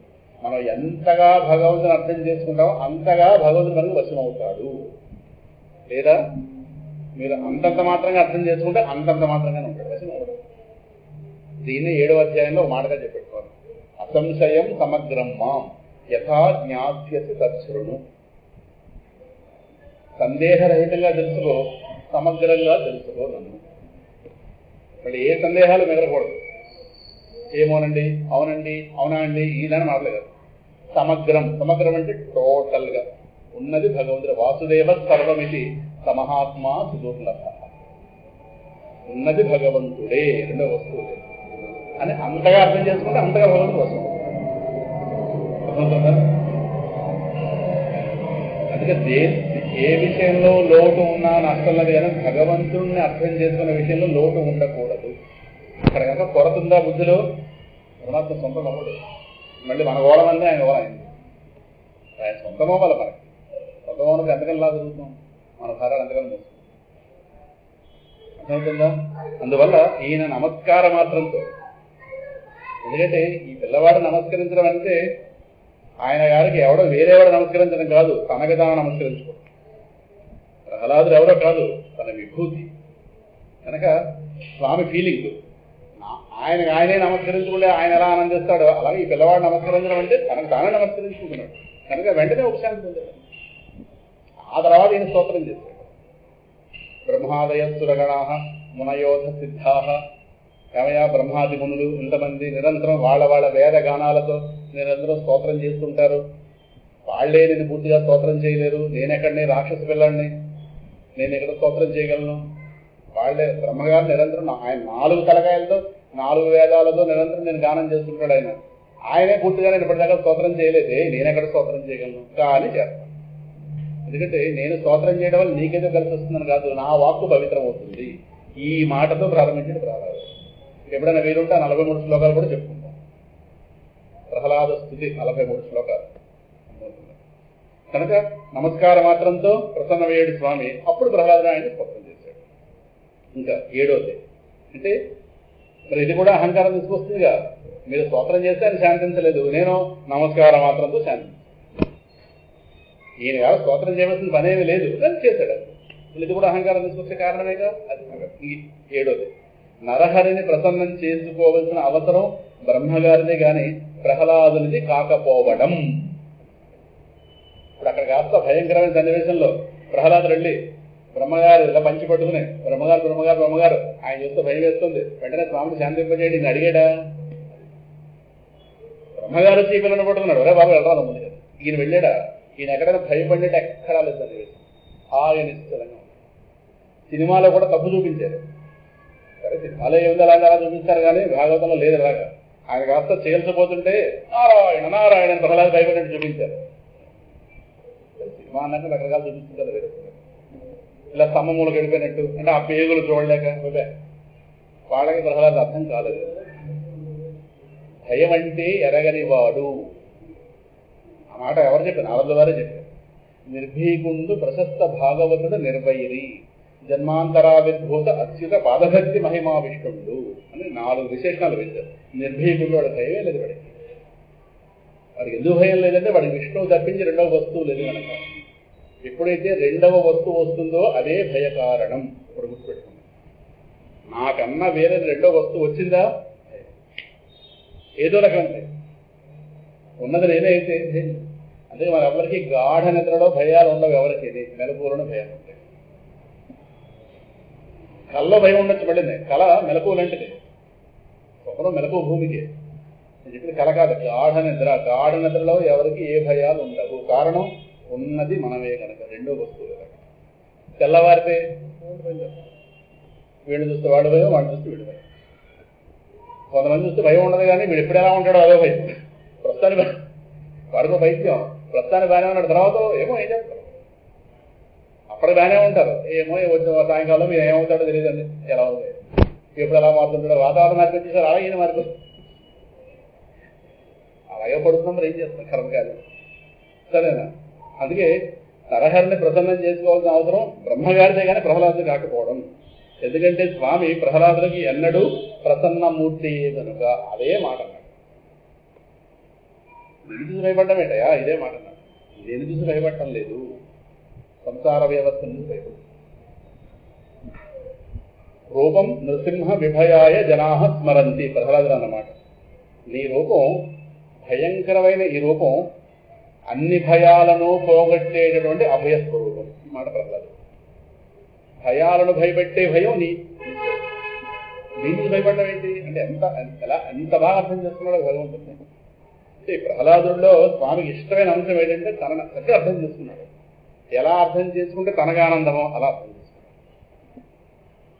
తన బుద్ధికి ఎంత మేరకు అర్థం చేసుకోలేదు. బుద్ధిని పక్కన పెట్టేసాడు పూర్తిగా. మొత్తాన్ని అందుకున్నాడు. ఆ విషయం అది పట్టుకోవాలి. ఇంకా మనం ఎంత పట్టుకుంటే అంతే అనుకుంటే అంతే వస్తుంది ఫలితం. అంటే ఇప్పుడు ఇంతే దోషులు పెడితే ఎంతో వస్తుంది, అంత దోషులు పెడితే అంత వస్తుంది. అంతే కదా. కానీ భగవంతుడు దాని పరిమితం కాదుగా. ఎక్కడ పులిహార పెడుతున్నారనుకోండి, ఇలా పెడితే ఎంతో వస్తుంది. అంతే పులిహార ఉంది అక్కడ లేదా? మళ్ళీ పెడితే కొడతారు కూడా వెంటనే 2 చేతులు ఇంకోటి ఏమైనా పంపిస్తారు. పరిమితులు అంతే. అయినా ఇంక8వది ఇదో అహంకార హేతు. ఇదోటి తన తండ్రి దీర్ఘకాలం తపస్సు చేస్తే గాని లభించని బ్రహ్మగారి దర్శన భాగ్యం. ఎంతో మంది ఎంతో కాలం తపస్సులు గావిస్తే గాని లభించని రుద్ర ఇంద్రాది దేవతల దర్శన భాగ్యం. ఏ బ్రహ్మగారి దర్శనం సామాన్యంగా అయిందా? హిరణ్యకశిపుడికి ఎంత తపస్సు చేశాడు. ఇంకా ఆ సన్నివేశంలో రుద్రుడు పరమశివుడు ఉన్నారు. ఇంకా ఇంద్రాది దేవతలు. ఆయా దేవతల దర్శనం కోసమే తపస్సులు చేసిన వాళ్ళు ఉన్నారు చాలా మంది అనేక సందర్భాల్లో. కానీ ఈ పిల్లవాడు ఇంతమంది ఏది బ్రహ్మగారు, రుద్రుడు, ఇంద్రాది దేవతలు ఇంతమంది దర్శన భాగ్యం ప్రహ్లాదుడికి అవలీలగా స్వామి సాక్షాత్కార నెపంతో లభించడం. ఎంతమందిని చూసాడా లేదా ఆయన మహానుభావుడు? ఓ పెళ్లికి వెళ్ళాం అనుకోండి, అది కదా పెళ్లికి వెళ్ళాలని ఎందుకు ఉత్సాహపడతారని 10 మంది చూసి ఇచ్చాను. 10 మంది వెళ్ళగలాలంటే కష్టం. బెంగళూరులో ఒకడో, కలకత్తాలో ఒకడో, ఎక్కడో చెన్నైలో ఒకడో. ఎంతమంది పెళ్లి అనగానే ఎంతమంది, యుద్ధం అనగానే ఎలాగైతే రాజులందరూ అలా వస్తారో పెళ్లి అనగానే 10 మంది వద్దరు కూడతారు. సో పెద్ద వయసు ఉన్న వాళ్ళందరికీ ఒక ముచ్చులు వాళ్ళు వాళ్ళు ఇలా తిరగలే కనుక ఏరా అని మనవాడు ఒకసారి మనవాడు వరుసలు మేనవాళ్ళు వరుసలు కొంత ఎంతమంది ఒకసారి చూసేది అదము. అలాగే ఈయన గారు అసలు వాడిని చూసే నెపంతో అందరిని చూసాడు. అయితే వాళ్ళ కోసం ప్రత్యేకంగా ఎన్ని తపస్సు చేసిన వాళ్ళు ఉన్నారు. బ్రహ్మాదులకు నృసింహ దర్శన భాగ్యం కలగడంలో ప్రధాన కారణం ప్రహ్లాదుడే కావడం. బ్రహ్మాదులకు. ఇప్పుడు హిరణ్యకశిపుడి విషయం పక్కన పెట్టండి, మరి బ్రహ్మగారి వీళ్ళందరికీ కూడా, బ్రహ్మగారికి కూడా స్వామి నరహరి రూపం ధరిస్తాడనే విషయం ఆయనకి తెలియదు. నారాయణ భట్టాత్రి రాసినటువంటి శ్రీమన్నారాయణీయంలో స్వామి ఎప్పుడైతే ఇక్కడ ఆవిర్భవించాడో బ్రహ్మగారు ఆ వచ్చిన శబ్దానికి బ్రహ్మలోకంలో ఉన్న బ్రహ్మగారు కూడా ఒక్కసారి గాబరపడింది. ఏమిటి ఇంత శబ్దం, ఇదేనా అకాల ప్రళయం వచ్చిందా అని అడిగట. లేదండి, కింద కాస్త స్వామి నరహరి వేషంలో బయటకు వచ్చాడు, హిరణ్యకశిపుడు కాస్త ఆయనకి ప్రహ్లాదుడికి వాదం జరిగిందని చెప్పి ఇంతమంది ఆయన చెప్పగానే వెంటనే బ్రహ్మగారు. అంటే బ్రహ్మగారికి కూడా, బ్రహ్మాది దేవతలకి మరి స్వామి యొక్క ఆ నరహరి రూప దర్శన భాగ్యం కలిగిందండి. అదే కారణంగా ప్రహ్లాదుని ఇంటికి వెళ్ళి బొట్టేం పెట్టలేదు ఏమిని, స్వామి స్తంభనం చూశాడు చూడడానికి రండి అని ఈయన పిలవక్కలేదు ఏమిని. ఈయన పైకి రావడంతో వచ్చిన శబ్దం బ్రహ్మగారిని కదిలించింది. బ్రహ్మగారు పరిగెత్తుకుంటూ వచ్చాడు. మనకు లోకాలన్నీ దివ్య సుగంధాలు వ్యాపించాయి నరహరి దేహం నుండి. పూర్వ రోజుల్లో నరహరిని పేరు పెట్టుకున్న వాళ్ళు ఎవరో ఇద్దరిని చూశారు. ఈ మధ్య ఎవరో పేరు పెట్టుకోవట్లేదు. మంచి పేరు లేనే లేదు. ఒకరో ఇద్దరు చిన్నప్పుడు చూశాను నరహరి. మొత్తం మీద బ్రహ్మాదులకు నృసింహ దర్శన భాగ్యం కలగడంలో ప్రహ్లాదుడు ప్రధాన కారణం కావడం. ఇంతమందికి వాళ్ళ నాన్న ఒక్కడికి చూపించడంలో, ఇక్కడ చూడండి, స్వామిని చూసే ప్రయత్నంలో ఇంతమంది దేవతలను చూస్తాడు. ఇటుని చూస్తే వాళ్ళ నాన్నకి చూపించే నెపంతో మరి ఇంతమందికి చూపించాడు. రెండు అటు ఇటు రెండు పక్కన సరే మొత్తం ఇంతమంది చూపించాడు బ్రహ్మాది దేవతలు. అదే వాళ్ళు థ్యాంక్స్ చెప్పారు. అందుకే ప్రహ్లాద భక్తుడికి సమస్త దేవతల అనుగ్రహం ఉంటుంది. దేవతలు వాళ్ళ పక్షం వహించి వాళ్ళకి క్షేమం కలిగించి పని చేస్తారు. కారణం ఈ ప్రహ్లాదుల వల్ల వీడికి లాభం కలిగింది. వీడు ప్రహ్లాద భక్తుడు కనుక తప్పకుండా వీడి కదా మనం చేయగలిగే సహాయం చేద్దామని దేవతలు అనుకుంటారు. కానీ ఇక్కడ కూడా దేవతలు విరోధం వహించారు. ఇందులో సందేహం అది విషయం. ఇంకా 9 ఇదో అహంకార హేతువు కదా. ఏమంటే నా వల్లే మీరు బ్రహ్మగారు, నా వల్ల మీరు మహావిష్ణువు చూశారు, నా వల్ల నరహరి చూశారు, నా వల్ల అని చెప్పి ఆయన ఎక్కడా ఆ మాట అన్నట్టుగా ఎక్కడా లేదు. ఈ స్వామి కాస్త ఆ రూపం ఉపసంహరించి వెళ్ళిన తర్వాత అదే శ్రద్ధతో మొత్తం మిగతా దేవతలందరినీ ప్రహ్లాదులు పూజించినట్టుగా భాగవతంలో ఉంది. సేమ్ ఇలాగే కొత్త పాయింట్ తర్వాత ఉన్నట్టుంది. నేను ముందు చెప్పేస్తున్నాను మీకు. ఎంతమందిని ఆయన ప్రత్యేకంగా మళ్ళీ అదే శ్రద్ధతో పూజించాడు. అసలు వాడు వెళ్ళిపోయాడు కదా, మీతో నాకు పనే ఉంది అనలేదు. ఇప్పుడు ఈయన వల్ల వాళ్ళంత ప్రయోజనం పొందారు. ఈయన మళ్ళీ వాడిని పూజించడం ఏంటి? బ్రహ్మగారిని వాళ్ళని పూజించాలా? మనం ఏదో పూజించాం, ప్రహ్లాదు కాబట్టి పూజించి అసలు వాడు వెళ్ళిపోయిన తర్వాత వీళ్ళే హెడ్ అంటే బ్రహ్మగారిని పూజ చేశాడు. రుద్రులకు ఎంతమందికి పూజ చేసి వాడు సాగనంపాడు. మర్యాద అందుకని మన పెద్దవాడు తెలుసు కాబట్టి మనం బాగా పెద్దవాడు తెలుసు అనుకోండి, తర్వాత వాడు విలువము. మనం ఇది బాగా పెద్దవాడు తెలుసు కనుక ప్రహ్లాదులు అలా చేయలేదు. ఎవరి విలువ పడిగించారు. చూడండి, వయస్సులు మళ్ళిన వారు, హేమాహేమేలు, మహామహులు, తలలు గెడ్డాలు బండిన వారు, దివ్య తపశ్శక్తి సంపన్నులైన వారు స్వామిని ప్రసన్నం చేసుకోవడంలో విఫలురు కాగా. అంటే మొత్తం 14 దేవతా వర్గాలు. ఆ 14 దేవతా వర్గాలు మొత్తం ఎంతమంది ఉన్నారు? ఇప్పుడు చెప్పిన వాళ్ళు వయస్సులు మళ్ళిన వారు అంటే పెద్ద వయసులో సాధన చేసుకుంటాడు. హేమాహేమిల మహామహులు, సామాన్యుల, తెలలో గంటాలు కాస్త పండిన వాళ్ళు, దివ్య తపశ్శక్తి సంపన్నులు, ఇంతమంది స్వామిని ప్రసన్నం చేసుకోవడంలో విఫలులు అయిపోతే 5 ఏళ్ల పిల్లవాడైనా ప్రహ్లాదుడి చేత స్వామి ప్రసన్నం కాబడటం తద్వారా కేవలం అక్కడికే పరిమితం కాకుండా విశ్వానికే ఉపశాంతి కలగడం. అది కేవలం అక్కడికే పరిమితం కాదు, విశ్వం మొత్తానికి ఉపశాంతి. అంటే ప్రహ్లాదు వల్ల ఎంతమందికి ఉపశాంతి కలిగింది? విశ్వం మొత్తానికి. విశ్వమంతా ఒక అల్లకల్లోలం అవుతున్న వాతావరణంలో ఈయన ఉపశాంతి కలిగించగానే విశ్వం కదా. వాళ్ళకి ఆ విషయం తెలియకపోవచ్చు, ప్రహ్లాదుల వల్ల స్వామి శాంతించాలనే విషయం, కానీ వాళ్ళ ప్రయోజనం పొందాలి లేదా? అదే కనుక స్వామి యొక్క ఆ వేడి అలా కొనసాగితే విశ్వం ఏమవుతుంది? మళ్ళీ విశ్వం దాని యథాస్థితికి వచ్చిందా లేదా? మరి ఆ విధంగా రావడానికి కారణం ప్రహ్లాదు పరోక్ష కారణం కాదా, ప్రత్యక్ష కారణం కాదా? అంటే మనం ఆయన మాట విని ఈయన గారు ఉపశాంతి పొందగానే లోకమంతా క్షేమం పొందిందనగానే లోకక్షేమం కలిగించేను అహంకారం రావాలిగా. అందుకోసం ఇంకా నారదుల వారు, తన గురువైన నారదుల వారు నారదుల వారు మహావిష్ణువు అవతారం. భాగవతంలో 21 అవతారాలు చెప్పారు భగవంతుడికి. 27 అవతారాలు, 28 కూడా అంటారు కలికి అవతారం దగ్గర. ఆ 27 అవతారాలు నారద అవతారం. నారదుల వారు కూడా అవతారం, అంశావతారం అంటారు. నారదుల వారు కూడా ఆ సన్నివేశంలో ఉన్నారు. కానీ ఆయన చేత కూడా అంటే నారదుడు స్తోత్రం చేసినట్టుగా ఆయన భాగవతంలో లేదు, కానీ నారదుల వారు కూడా అక్కడ ఉన్నారు. ఆయన చేత కూడా స్వామి ప్రసన్నం కాబడినట్లుగా భాగవతంలో లేదు. అనగా తన గురువు గారి వల్ల కానిది తన వల్ల అయినది అనగానే ఎంతటి శిష్యుడికైనా చీమ తలకాయంత అహంకారమైనా కలగడం లోక సహజం కదా. ఇంకా మాట అర్థం కూడా ఏ మాట లేదు. గురువు గారి వల్ల అవ్వలేదు, గురువుగారు ప్రయత్నం చేసినట్టుగా ఏం కనిపించలేదు అక్కడ. సరే ఇదంతా నారదుల వారు ముందు ఉండాలి. నారదుల వారికి అర్థం చెప్పి స్వామి గారితో శాంతించాలి, లేదా శాంతించలేదు.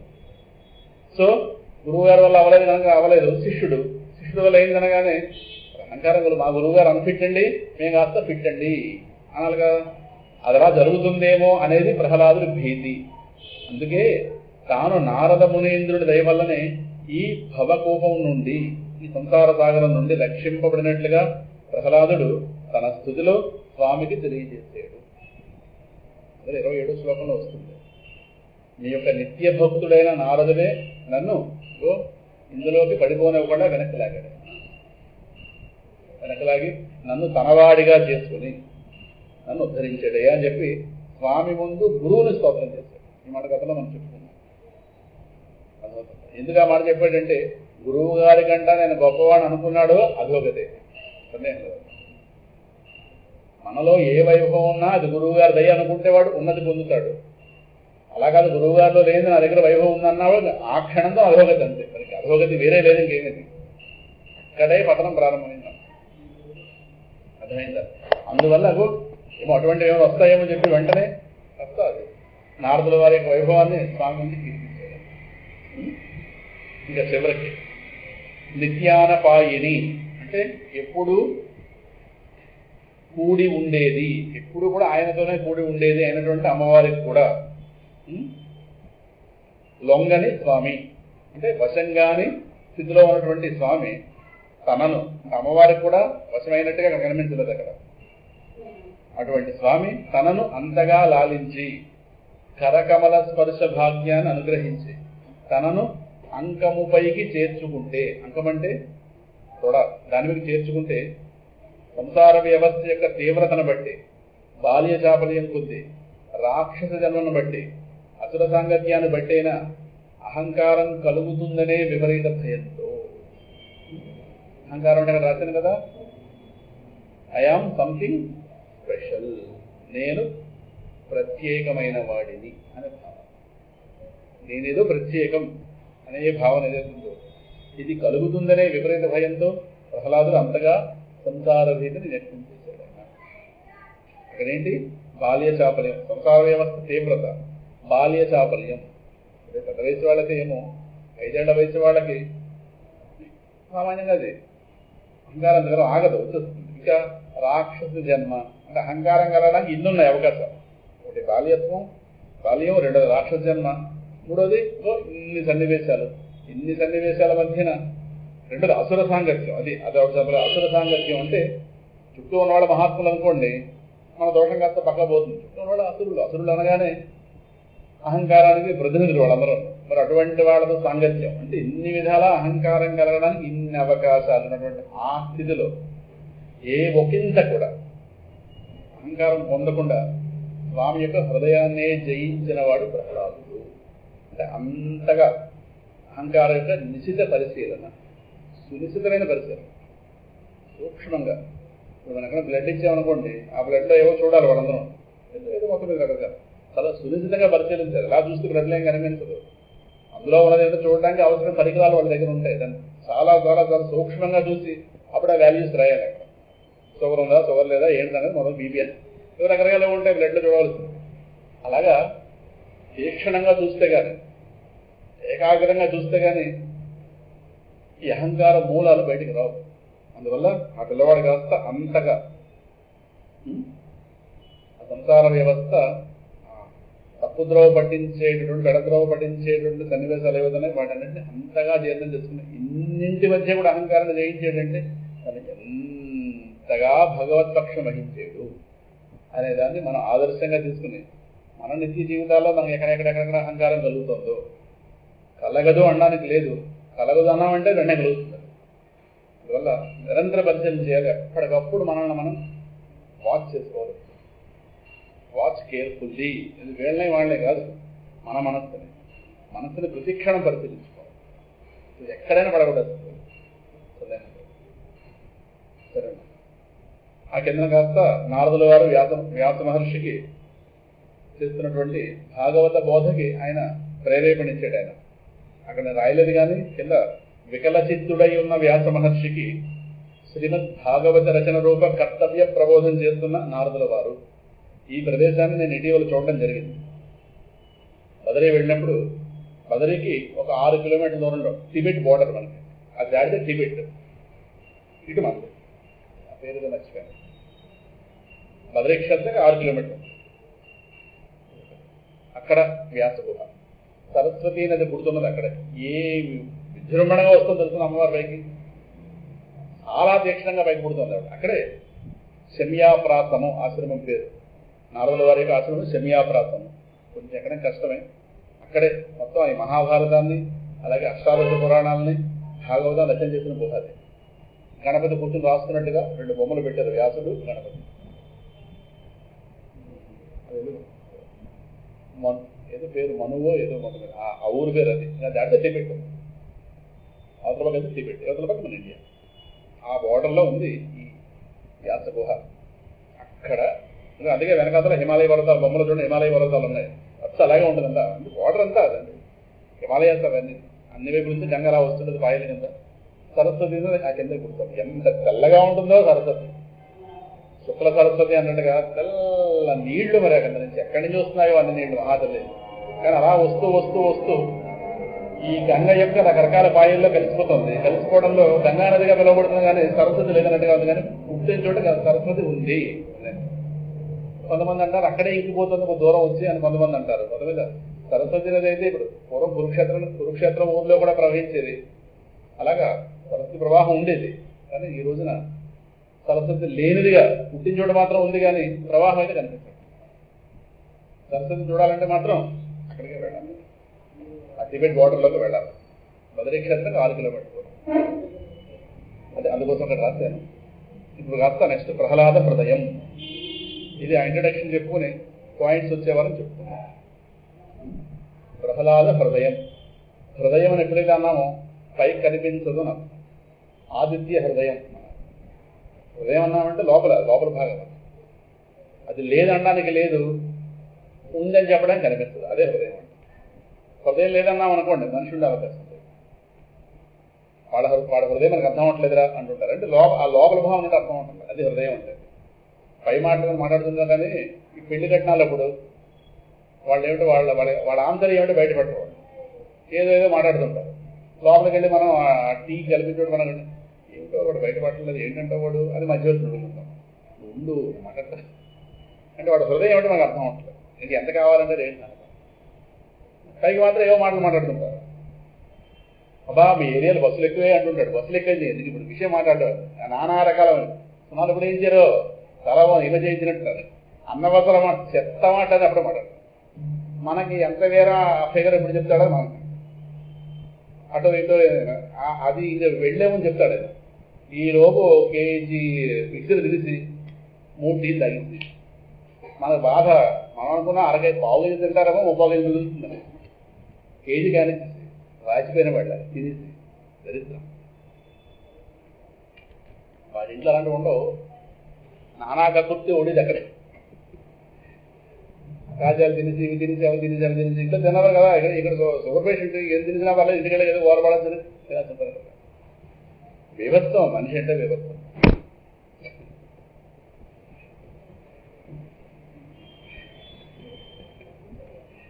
చూడపోతే మరి చూడడానికి మరి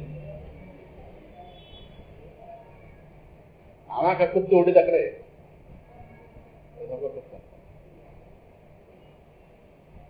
రెండు. నృసింహస్వామి అది హృదయం అంటే అది ప్రహ్లాదుల హృదయం అంటే ప్రహ్లాదు యొక్క ఆంతర్యంలో ఉన్న జ్ఞానం అది అర్థమవుతుంది. ఆ జ్ఞానమే బయటికి కర్మల ద్వారా వ్యక్తం. నృసింహస్వామి ప్రత్యక్షమై హిరణ్యకశిప వధ చేసి ప్రహ్లాదుని రక్షించడంతో ప్రహ్లాదోపాఖ్యానం ముగిసిందని చాలా మంది భావిస్తారు. కానీ అసలు కాస్త అటుపిమ్మట ఉంది. చాలా మంది సినిమా కూడా అక్కడ దాకా చూపించారు. హిరణ్యకశిప వధ అవ్వడం అన్నది అది 30% అవ్వడమే, 70% తర్వాత. చాలా మంది చెప్పరు కూడా. ప్రహ్లాదుడు స్వామిని చేసిన స్తుతి శ్రీమద్ భాగవతంలో అత్యద్భుత అంశం. దానిలో మన సనాతన ధర్మ గ్రంథాలైనటువంటి అష్టాదశ పురాణాలు, షట్ శాస్త్రాలు, షట్ వేదాంగాలు, వేద చతుష్టయం, ఉపవేద చతుష్టయం, ఇతిహాసాలు, ఆగమాలు, ధర్మశాస్త్రాలు, అర్థశాస్త్రములకు సంబంధించి ప్రతీకలుగా కొన్ని శ్లోకాలు ఉన్నట్టుగా భాగవత భాష్యకారులైనటువంటి శ్రీధరాచార్యుల వారు పేర్కొన్నారు. శ్రీధరాచార్యుల వారు ఆయన వ్యాఖ్యానాల్లో మాటలు ఇవన్నీ మన సనాతన ధర్మానికి సంబంధించిన గ్రంథాలు ఇవన్నీ. అంటే ఇవన్నీ ఆ పిల్లవాడి కాస్త అధ్యయనం చేసాడు. ఎప్పుడు గర్భంలో ఉన్నప్పుడు. అది ఈ స్కూల్లో ఏం నేర్చుకోలేదేమి, గర్భంలో ఉన్నప్పుడు నేర్చుకున్నాడు అవన్నీ. కనుక వాటికి ప్రతీకలుగా అంటే తనే స్వామిని చేసిన స్థుతి సమగ్రమైన స్థుతి. ఏదో ఏదో ఏదో సమగ్రమైన స్థుతి. ఇన్ని గ్రంథాల జ్ఞానం దానికి ఆధారంగా ఉంది. ఇన్ని గ్రంథాల జ్ఞానం దానికి వెనకాల ఆధారంగా ఉంది అని చెప్పడం ఇది ఎవరో సామాన్యమైన వ్యక్తి కాదు చెప్పింది. భాగవత భాష్యకారుడు, భాగవతానికి మొట్టమొదటి భాష్యం అని చెప్పుకునేటటువంటి శ్రీధర స్వామి వారు. మూకం కరోతి వాచాలం పంగుం లంఘయతే గిరి. ఆ శ్లోకం రాసింది ఆయన, స్వామి శ్రీధరుడు. ఆయన చెప్పారు భాష్యం. దీనిని బట్టి ప్రహ్లాదుడు ఎన్నెన్ని గ్రంథాలను నారదుల వారి నుండి శ్రవణం చేశారని అర్థం చేసుకోవలసిందే. ఆ స్థుతికి సాక్షాత్తు స్వామియే ఫలశ్రుతి చెప్పారంటే అది ఎంత గొప్ప స్థుతియో. స్వామి చెప్పాడు ఫలశ్రుతి. ఏతత్ కీర్తయేన్ మహ్యం త్వయా గీతమిదం నరః వాంచ మాంచ స్మరన్ కాలే కర్మబంధాత్ ప్రముచ్యతే. స్వామి గారితో చెప్పిన మాట అది. ఎవరైతే నువ్వు చెప్పినటువంటి ఈ స్తోత్రంతో నిన్ను నన్ను స్తోత్రం చేస్తారో, 167 167 పేజీలో చూడండి ఆ శ్లోకం. 167 ఏతత్ కీర్తయేన్ మహ్యం ఇందాక త్వయా గీతమిదం నరః వాంచ మాంచ స్మరన్ కాలే కర్మబంధాత్ ప్రముచ్యతే. ఎవరైతే నన్ను నువ్వు చేసిన ఈ స్తోత్రంతో కీర్తిస్తారో, 167 కుడిపక్క అది. ఎవరైతే నన్ను నువ్వు చేసిన ఈ స్తోత్రంతో కీర్తిస్తారో త్వయా గీతం ఇదం, నువ్వెంతవరకు నన్ను చేసినటువంటి ఈ స్తోత్రమనబడే గీతంతో, గీతము అంటే సామవేదం వారు చెప్తున్న మాట, బ్రహ్మమును గురించి బ్రహ్మానుభూతితో పలికితే దానినే గీతము అంటారు. అందుకే భగవద్గీత. బ్రహ్మమును గురించి బ్రహ్మానుభూతితో ఆ పరబ్రహ్మమే పలికింది కాదు భగవద్గీత. చూస్తుందా? ప్రహ్లాదుడు పలికితే ప్రహ్లాద గీత అంతే. గీతం అంటే అది. కనుక ఎవరైతే గీతంతో నన్ను కీర్తించినా, అలాగే శరీరం వదిలే సమయంలో నిన్ను నన్ను గుర్తు చేసుకున్నా వాడికి మోక్షం ఇస్తాను అన్నాడు. అక్కడ చూడండి, నిన్ను నన్ను గుర్తు చేసుకుంటే చాలు. వాంచ మాంచ, మాం నిన్ను, మాం నన్ను. ఇదే మాట గజేంద్ర మోక్షణంలో గజేంద్ర విషయంలో చెప్తూ వరస మార్చాడు. మాంచ త్వాంచ. ప్రహ్లాదుడి దగ్గర ముందు నిన్ను తర్వాత నన్ను ఉన్నారు, గజేంద్రుడి దగ్గర ముందు నన్ను తర్వాత. ఆ భక్తుల్లో కూడా స్థాయి ఎక్కువ. గజేంద్రుడు గొప్పవాడు కాదని కాదు కానీ ప్రహ్లాదుడు. అందువల్ల ముందు నిన్ను తర్వాత నన్ను.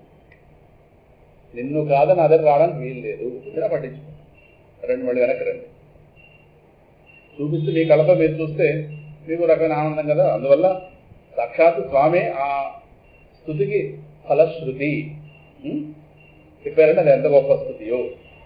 అది చూడండి, ఆ స్థుతిలో భాగంగా ప్రహ్లాదుడు ఎన్నెన్నో దివ్యమైన గహనమైన ఆధ్యాత్మిక రహస్యాలను పేర్కొన్నాడు. ఎన్నెన్నో దివ్యమైన గహనమైన ఆధ్యాత్మిక రహస్యాలు. అవన్నీ లోతైన మానసిక శాస్త్ర రహస్యాలు. ఈ టాపిక్ చాలా మందికి నచ్చింది. ఏదైతే రాశానో ప్రహ్లాద హృదయం అన్నది చాలా మందికి నచ్చింది. అది రాశాను అక్కడ, మానసిక శాస్త్ర రహస్యాలు, secrets of depth psychology. Depth psychology అంటే ఉన్నట్టుగా మనకే తెలియదు, మన మనసులో ఉంటుంది, అది డెప్త్ సైకాలజీ. సైకాలజీ అంటే పైకి వచ్చిన ఆలోచన. డెప్త్ సైకాలజీ అంటే అడుగు మీకే తెలియదు, మీ మనసులో ఆలోచన మీకు తెలియదు. ఇలా అంటారా అని అది ఆలోచింపజేస్తే మీకు తెలుస్తుంది. అంటే పైకి ఒకలా కనిపిస్తుంది, దాన్ని తిరగేస్తే అడుగు నీకు, దాన్ని డెప్త్ సైకాలజీ. పై కనిపించేదాన్ని సైకాలజీ అంటాం. అడుగును ఉంటుంది, దానికి అడుగుని ఇంకో భావన ఉంటుంది. దీన్ని అటు తిరిగేస్తే అటు ఎదవలు తిరిగినట్టుగా ఈ కనిపించేది ఏదో ఆలోచనని దీన్ని వెనకాల ఆధారం చేసుకుని ఇంకోటి ఉంటుంది, అది డెప్త్ సైకాలజీ. ఆ డెప్త్ సైకాలజీ ఆలోచిస్తే కానీ మనకే తెలియదు. అలవాటు పడితే అలా ఆలోచిస్తుంటాం, కానీ పరిశీలిస్తే కానీ మనకు అర్థం కాదు. ఏంటి నా మనసులో ఆలోచిస్తుందా అని మనమే ఆశ్చర్యపోతాం తిరగేస్తే. అది మనందరం మనం ఆలోచించలేము, మనకి మన చేత ఆలోచింపజేసేది ఒకటి కావాలి. అందులో అటువంటి పాయింట్స్ ఇప్పుడు ఈ రాబోయే దాంట్లో 30 పాయింట్స్ అనుకుంటాను. చాలా బ్యూటిఫుల్ పాయింట్స్ వచ్చాయి. చాలా మీరు ప్రస్తుతంగా చెప్పంగానే తర్వాత వచ్చేవారం చూస్తాం. 32 మా సింహాసనాలు ఇష్టం కదా, 32 రాశాను. అందుకే ఆయనకి 32 సంఖ్య ఇష్టం, అది 32 రాశారు. దీన్ని డెప్త్ సైకాలజీ అంటారు, సీక్రెట్స్ ఆఫ్ డెప్త్ సైకాలజీ. ఇప్పుడు మనం ఎలా కూర్చున్నాం, దీనికి అడుగున పునాది ఉంది, నమ్ముతామా? పునాది కనిపించదు. పునాది ఎప్పుడు బయట కనిపించదు. పునాది కనిపిస్తే బిల్డింగ్ ఉండదు. పునాది కనిపించకుండా ఉంటే అందం, బిల్డింగ్ కనిపిస్తే అందం. అలాగే మన మనసు చేసే ప్రతి ఆలోచనకి అడుగున మరో ఆలోచన ఉంటుంది. అది ఉందని మనకైతే బాగా పరిశీలిస్తే బయటకు రాదు. దాన్ని తిరగేసి ఆలోచించాలి. ఆ తిరగేసి ఆలోచించడం నుంచే రహస్యాలు పెట్టారు అవి. సో ప్రహ్లాద్ యొక్క ఆయన ఎన్నెన్నో దివ్యమైన గహనమైన ఆధ్యాత్మిక రహస్యాలను ఈ స్తోత్రంలో చెప్పాడు ఆయన. అవన్నీ లోతైన మానసిక శాస్త్రం. వాటిని కనుక తవ్వుకుంటే మన మనస్సు యొక్క ఆలోచన విధానం అంటే మనకు స్పష్టం. నా మనస్సు ఇది కోరుకుంటుందని, అది కోరుకుంటున్నది ఒకటి, పైకి అడిగేది మరొకటి వచ్చిన ఆ అడుగును కోరుకుంటున్నది ఏంటి, దానికి ఒక స్పష్టత లేదు. అది పరిశీలన చేస్తేనే తెలియదు. చూద్దాం. సంసార వ్యవస్థ ఎన్నెన్ని రీతుల్లో జీవాత్మలమైన మనలను, అనగా దేహ ఇంద్రియ ప్రాణ మనోబుద్ధులు కాని మనలను, బాగా గుర్తుపెట్టుకోండి. ఎప్పుడైనా నేను అనగానే నేను జీవాత్మని, నేను దేహం కాదు, ప్రాణం కాదు, మనసు కాదు, బుద్ధి కాదు, ఇంద్రియాలు కాదు అనుకుంటేనే కుర్చీలో కూర్చోవాలంతే. ఈ దేహ బుద్ధితో కూర్చుంటే వేదాంతం వేస్ట్. దేహ బుద్ధితో కూర్చుంటే వేదాంతం వేస్ట్. దేహబుద్ధి కాదు వేదాంతం, దేహబుద్ధిని పోగొట్టడానికి వేదాంతం. అనారోగ్యాన్ని పెంచడానికి కాదు డాక్టర్ గారు ఔషధం, అనారోగ్యం బయటికి పెంచడానికి ఔషధం. ఆ మాత్రం తెలుస్తుంది కదా. ఒక రోగి రోగంతోనే డాక్టర్ గారి దగ్గరికి వెళ్ళినా తాను మానసికంగా ఆరోగ్యవంతుడిగా ఉంటాడు. మానసికంగా బాగా గుర్తుపెట్టుకుంటాడు. దైహికంగా అనారోగ్యంతో ఉంటాడు, మానసికంగా ఆరోగ్యంగా ఉంటాడు. ఆరోగ్యవంతుడిగా కాదు, ఆరోగ్యవంతుడిగా ఉండాలని అనుకున్నాడు కాబట్టి డాక్టర్ గారు ఈ ఆరోగ్యం తొలగించండి. బాగా గుర్తుపెట్టుకుంటాడు. దైహికంగా రోగి, మానసికంగా అంటే మానసికంగా అనారోగ్యం. మానసిక అనారోగ్యం అయితే వాడి దగ్గర డాక్టర్ దగ్గర కాలంలో ఇంట్లో పడుకుంటే సరే. దాన్ని తొలగించాలని కోరుకుందా లేదా? పూర్వం ఏదైతే ఆరోగ్యం ఉందో ఇది రాకముందు ఆ ఆరోగ్యం మనసులో ఉందా? డాక్టర్ గారు పూర్వం కూర్చుంటే డజన్ ఇడ్లీ విడిపోయామండి, మరి ఇప్పుడు 2 పెట్టలేదు. ఆ 2 ఇడ్లీకి అర్ధరాత లేచిపోతున్నానండి, ఏదో అరగట్లేదండి, మంచినీళ్ళు కూడా అరగట్లేదు డాక్టర్ గారు. పూర్వం ఇంత బండరాళ్ళు అరిగిపోయాడు అంటే తేడా అది. అందువల్ల ఇప్పుడు ఏంటి కావాలి? పూర్వం ఇంత రాయండి, ఇప్పుడు ఎంత రాయి అరిగిపోయేట్టుగా మందు ఏమైనా ఇలా విడిపోతే అది ఇప్పుడు అది కావాలి. అంటే మనసులో ఉన్నది ఏంటి? 12 ఇడ్లీ, పైకి 2 ఇడ్లీ. అర్థమైందా? 2 ఇడ్లీ తింటున్నామని బెంగ. ఎన్ని తినాలి? కనీసం 15 ట్రై చేశాను, అప్పట్లో 12 ఆగిపోయింది. అంటే ఇడ్లీ ఒక వాయి వేస్తే అది నాకే మిగలాలి. మొత్తం 4 ప్లేట్లు 3 ప్లేట్లు పడతాయి. 3, 4, 12. ఒకటి నాకు వదిలేస్తే మిగతా 2. అంటే గ్రైండర్ 3 సార్లు తిరిగితే అప్పుడే తెలుస్తుంది. ఇలాంటి వాళ్ళు ఇళ్లలో ఉంటే నెలగా 5 కేజీలు మినపప్పు, సరే మొత్తం మీద ఇది గోళ ఉన్నారు ఇలాంటి వాళ్ళు. మరి ఇడ్లీకి ఎంత అయితే దానికి ఎంత, మరి దాని పక్కన తినడానికో ఓ కేజీ నూనెపప్పు అలా ఆడుకోవడం. అయిన తర్వాత 2 లోటాలంత మజ్జిగ. ఏది ఇంత కలిపి దీని పేరు టిఫిన్ మళ్ళీ కాదు, 4 భోజనాలతో సమానం. చాలేరా సరిపెట్టుకుంటారు రాత్రి. మళ్ళీ అదో మాట మళ్ళీ మళ్ళీ ఇంత తినేసిన తర్వాత కొంతమంది తింటూ ఒక తినాలి ఉంటుంది, తినడం ఖాళీ ఉండదు. తినలేకపోతున్నాను రా అంటే తినేదని కాదు, అక్కడ లోపల ఖాళీ. ఒక తినేయాలని ఉంది, లోపల ఖాళీ. నానా యాతన పడిపోతున్నారు లోపల. ఆ తిండి దగ్గర కక్కుర్తి బాబోయ్. అన్ని తినడం చాలే, ఎంతకని తింటాను అంటే మళ్ళీ వైరాగ్యం ఒకటి మళ్ళీ చివరిలో కుదిరే వైరాగ్యం కాదు. ఇలాంటి ఎక్స్ప్రెషన్స్ వస్తాయి భోజనాల దగ్గర. ఎంతమంది కదా చూసామో జీవితంలో ఇలాంటి వాళ్ళని కొడుతుంది.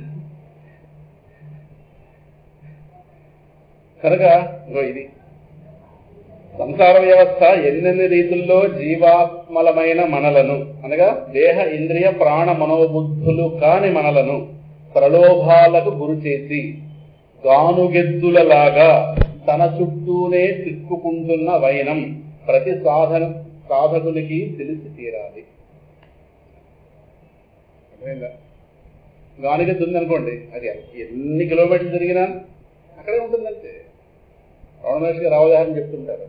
ఆయన 2 ఉదాహరణలు చెప్పారు. ఆయన ఉదయం నుంచి సాయంకాలం దాకా తిరిగిన గానుగెద్దు గానుగ నుంచి ఇంచు దూరం కూడా కదలదు. ఒకడు స్టాండ్ వేసి నుంచి సైకిల్ దొక్కేట, ఎక్కడ మొదలైతే అక్కడే ఉన్నాడంతే. స్టాండ్ తీస్తే కదులుతాడేమో. మన అందరి సాధనలు స్టాండ్ వేసి ఉన్న సైకిల్ దొక్కడాలో ఉన్నాయని చెప్తుంటారు. ఇవన్నీ ఆయన చెప్పిన ఉదాహరణలు. గానుగెద్దు అనుకుంది నేను చాలా దూరం వచ్చానండి, కళ్ళ గందర కట్టేస్తారు. చిన్నప్పుడు చూసాను గానుగ కళ్ళ గందర కట్టకపోతే దానికి మళ్ళీ అది అటు ఇటు చూస్తుందని కళ్ళ గందర కట్టేస్తారు. మెళ్ళలో గంట ఉంటుంది. వీడు ఒకటి దిగిపోయి ఆ పక్కకు వెళ్ళినా అది తిరుగుతుంటే గంట కదులుతుంటుంది. గంట వినిపించలేదని ఆగిపోయింది నాకు. వాడి గుర్తు వాడికి మొత్తం అది అనుకుంది. సాయంకాలం అయితే చాలా చాలా దూరం వచ్చారనుకుంది. ఏది ఎక్కడుంది అక్కడే ఉంది. ఎలా ఉంటుంది వ్యవహారం. అందువల్ల భగవత్ సాధన జరుగుతున్నప్పుడు తగ్గవలసింది ఏంటి, పెరగవలసింది ఏంటి అని అబ్జర్వ్ చేసుకుంటూ వెళ్ళాలి. అందువల్ల ఇగో గానుగెద్దుల్లాగా తన చుట్టూ తిప్పుకుంటున్న వైనం అంటే ఎన్నో సాధన చేస్తున్నాం, కానీ తగ్గవలసిన దేహాత్మ బుద్ధి మళ్ళీ పెరుగుతుంది. తగ్గవలసింది ఎవరు? దేహాత్మ బుద్ధి. నేను దేహము కాదనే బుద్ధి, నేను దేహం అనే బుద్ధి తగ్గాలి. అంటే దేహానికి నాకు మధ్యలో ఆ డిస్టెన్స్ పెరగాలి. కానీ అంతా అయిన తర్వాత మళ్ళీ పెరుగుతున్నది ఏంటి? నేను దేహం అని బుద్ధి. మరి ఈ ఆధ్యాత్మిక సాధన ప్రయోజనం ఉంది. కారణం అది ప్రలోభాలు పెట్టేస్తోంది. ఏదో ఏదో ఏదో ఏదో కథామామిషం ఏదో వ్యవహారం పెట్టి మొత్తం మీద పడకూడదు అనుకుంటున్నాం. ఆధ్యాత్మిక సాధన చేసేస్తాం అనుకుంటాం, కానీ ప్రయోజనం అయితే కలగడం అది సంగతి. అందువల్ల ప్రతి సాధనకి తెలిసి తీరాలి. అంతటా జాగ్రత్త వహిస్తాం. ప్రహ్లాద బోధలో వైరాగ్య ఘాటు ఎక్కువ. వైరాగ్యం లోపించిన జ్ఞానభక్తి మార్గాలు సంసార తరణోపాయములు కాలేవు సరికదా సంసారం చుట్టూనే పరిభ్రమింపజేస్తుంటాయి. వైరాగ్యం అనేది భక్తి జ్ఞాన మార్గాలు ఏముంది? మామూలు కాలక్షేపం అంతే. వైరాగ్యం ప్రధానమైంది. నేను పిల్లల స్కూల్ మొదలెట్టాను ప్రారంభంలో, కానీ అది కాస్త పెద్దల స్కూల్ కింద మారిపోయింది. కారణం పిల్లలకి కొని చెప్పకూడదు, వాళ్ళ కొంచెం వైరాగ్యం తగ్గించి చెప్పాలి. అవసరమైతే వైరాగ్యం 0 చేయాలి. వాళ్ళకి జ్ఞానం చెప్పడానికి వీల్లేదు. వాళ్ళకి ఏదో వ్యవహారం అవసరం, నీతి కథలు రకరకాలుగా ఏవో చెప్పాలి. నేను ప్రారంభించింది భగవద్గీతలో వాళ్ళకి అవసరమైన విషయం లేదని కాదు, కానీ వాళ్ళకి అవసరమైనట్టుగా చెప్పాలి. నా క్లాసులో కూర్చున్న వాళ్ళు పెద్దవాళ్ళు చిన్నవాళ్ళు అవసరమైతే వీళ్ళకో క్లాసులో వాళ్ళకో క్లాసు వేరు వేరు పెట్టాలి. అన్ని రకాల వాళ్ళు కూర్చోవడం ప్రారంభించారు. అన్ని రకాల వాళ్ళు కూర్చోవడం ప్రారంభించడంతో సబ్జెక్టు కాస్త చెప్పవలసి వచ్చింది. చెప్పడంతో పిల్లలకు కాస్తది మింగుడు పడతారు. దాంతో పిల్లల స్కూల్ కాస్త పెద్ద స్కూల్ అయితే. నాకు ఆ మధ్య ఒకరు సలహా చెప్పారు, మీరు పిల్లలకు కూడా ఏవో నేర్పండి. నేను ఆయనతో ఇలా చెప్పగానే ఆయన చాలా కంగారు పడ్డాడు. అంటే నేను ప్రస్తుతం పిల్లలకు ఉన్నవాళ్ళు చెప్పలేరు, కానీ కాబోయే పిల్లలకి చెప్పగలను నేను. ఆయన ముందు బోధపడ్డారు, మీకు బోధపడదు. పిల్లలు కాబోయే వాళ్ళు చెప్తానండి అన్న. కాబోయే పిల్లలు అంటే పిల్లలు కాబోయేవాళ్ళు వాళ్ళే చెప్పగలను, కానీ ప్రస్తుతం పిల్లలైన వాళ్ళు చెప్పలేనండి. అదేమిటండి అన్నాడు. కాబోయే కాబోయే పెద్దవాళ్ళు అంటే విన్నా కానీ కాబోయే పిల్లలేంటి మీలో కొంతమంది ఆశ్చర్యపోతున్నారు కదా. సంసార చక్రంలో ఇలా తిరిగి వస్తే పునరపి జననం పునరపి మరణం పునరపి జననే జఠరే చేయడం. ఈ దేహంలో ఉండగా జీవన్ముక్తి పొంది వెళితే సరే, లేదు మళ్ళీ పుడితే ఎలా పుడతాం? 80 ఏళ్ల వయసు కింద పుట్టంగా ఎంత వయసు మళ్ళీ అక్కడ మళ్ళీ ఏమిటో ఏమైతే మళ్ళీ పిల్లలమయ్యామంతే. అంటే మళ్ళీ పిల్లలమయ్యామంటే ప్రస్తుతం ఎవరు చెప్తారని చెప్పాను, పిల్లలు కాబోయే వాళ్ళు చెప్తారంటే ఎవరు చెప్తారండి? వృద్ధులకే నాకు. వృద్ధులకి అంటే వాడు వేరే విధంగా ఉంటుంది. అది ఇప్పుడు నేను చెప్పే మాట వాడిని ఆలోచింపజేయాలి, నేను చెప్పే మాట వాడిని ఆలోచింపజేయాలి, అందులో ఒక జ్ఞానం ఉండాలి, అలా మాట్లాడాలి. అందువల్ల కాబోయే పిల్లలు చెప్తాను. అవునా? అర్థం చేయదు. ఇప్పుడు మనం ఒక జ్ఞానంతో మాట్లాడితే వాడికి ఇవాళ కాకుండా రేపైనా మాట వాడిని తరుగుతుంది. అలాగా లేడిది వేటగాడి జరిగినట్టుగా అది తరుగుతుంది. ఈ మాట మాట్లాడేవాడు తక్కువ వాడేం కాదు, ఏది అక్కడ ఆలోచన పెరుగుతుంది. ఓహో నాకు కూడా ఇంతే కదా, ఎవరు అయితే జ్ఞానం పొందడం, జ్ఞానం పొంది మళ్ళీ దేహం లేని స్థితి మళ్ళీ పుడతాం. మళ్ళీ పుడతామన్న విషయంలో ఏ సందేహం లేదు. అందులో పుడితే మళ్ళీ ఎలాగైనా పుడతాం కదా, మళ్ళీ 1వ సంవత్సరం 2వ సంవత్సరం పుడతాం, మళ్ళీ ఇవే ముచ్చట్లేదు. ఎందుకంటే మళ్ళీ వారసాల మళ్ళీ చెవులు కొట్టించడం, ముక్కులు కొట్టించడం మామూలే. కనుక ఏముంటుంది ఇవే చేదు గాజులు వేయడం మన కొత్తగా వచ్చేస్తాను. మళ్ళీ దిగుమాలు ఇదే బంగారం, మళ్ళీ ఇదే గోళ, అప్పుడు తులం ఇంకా పెరిగిపోతుంది. ఈ దేహంలో ఉండగా కనీసం 5 తులాలనే కనీసం అదే భారతాలకి ఒక 1/4 తులమైనా వేశారు. అప్పుడు అది కూడా తగ్గించేస్తారు.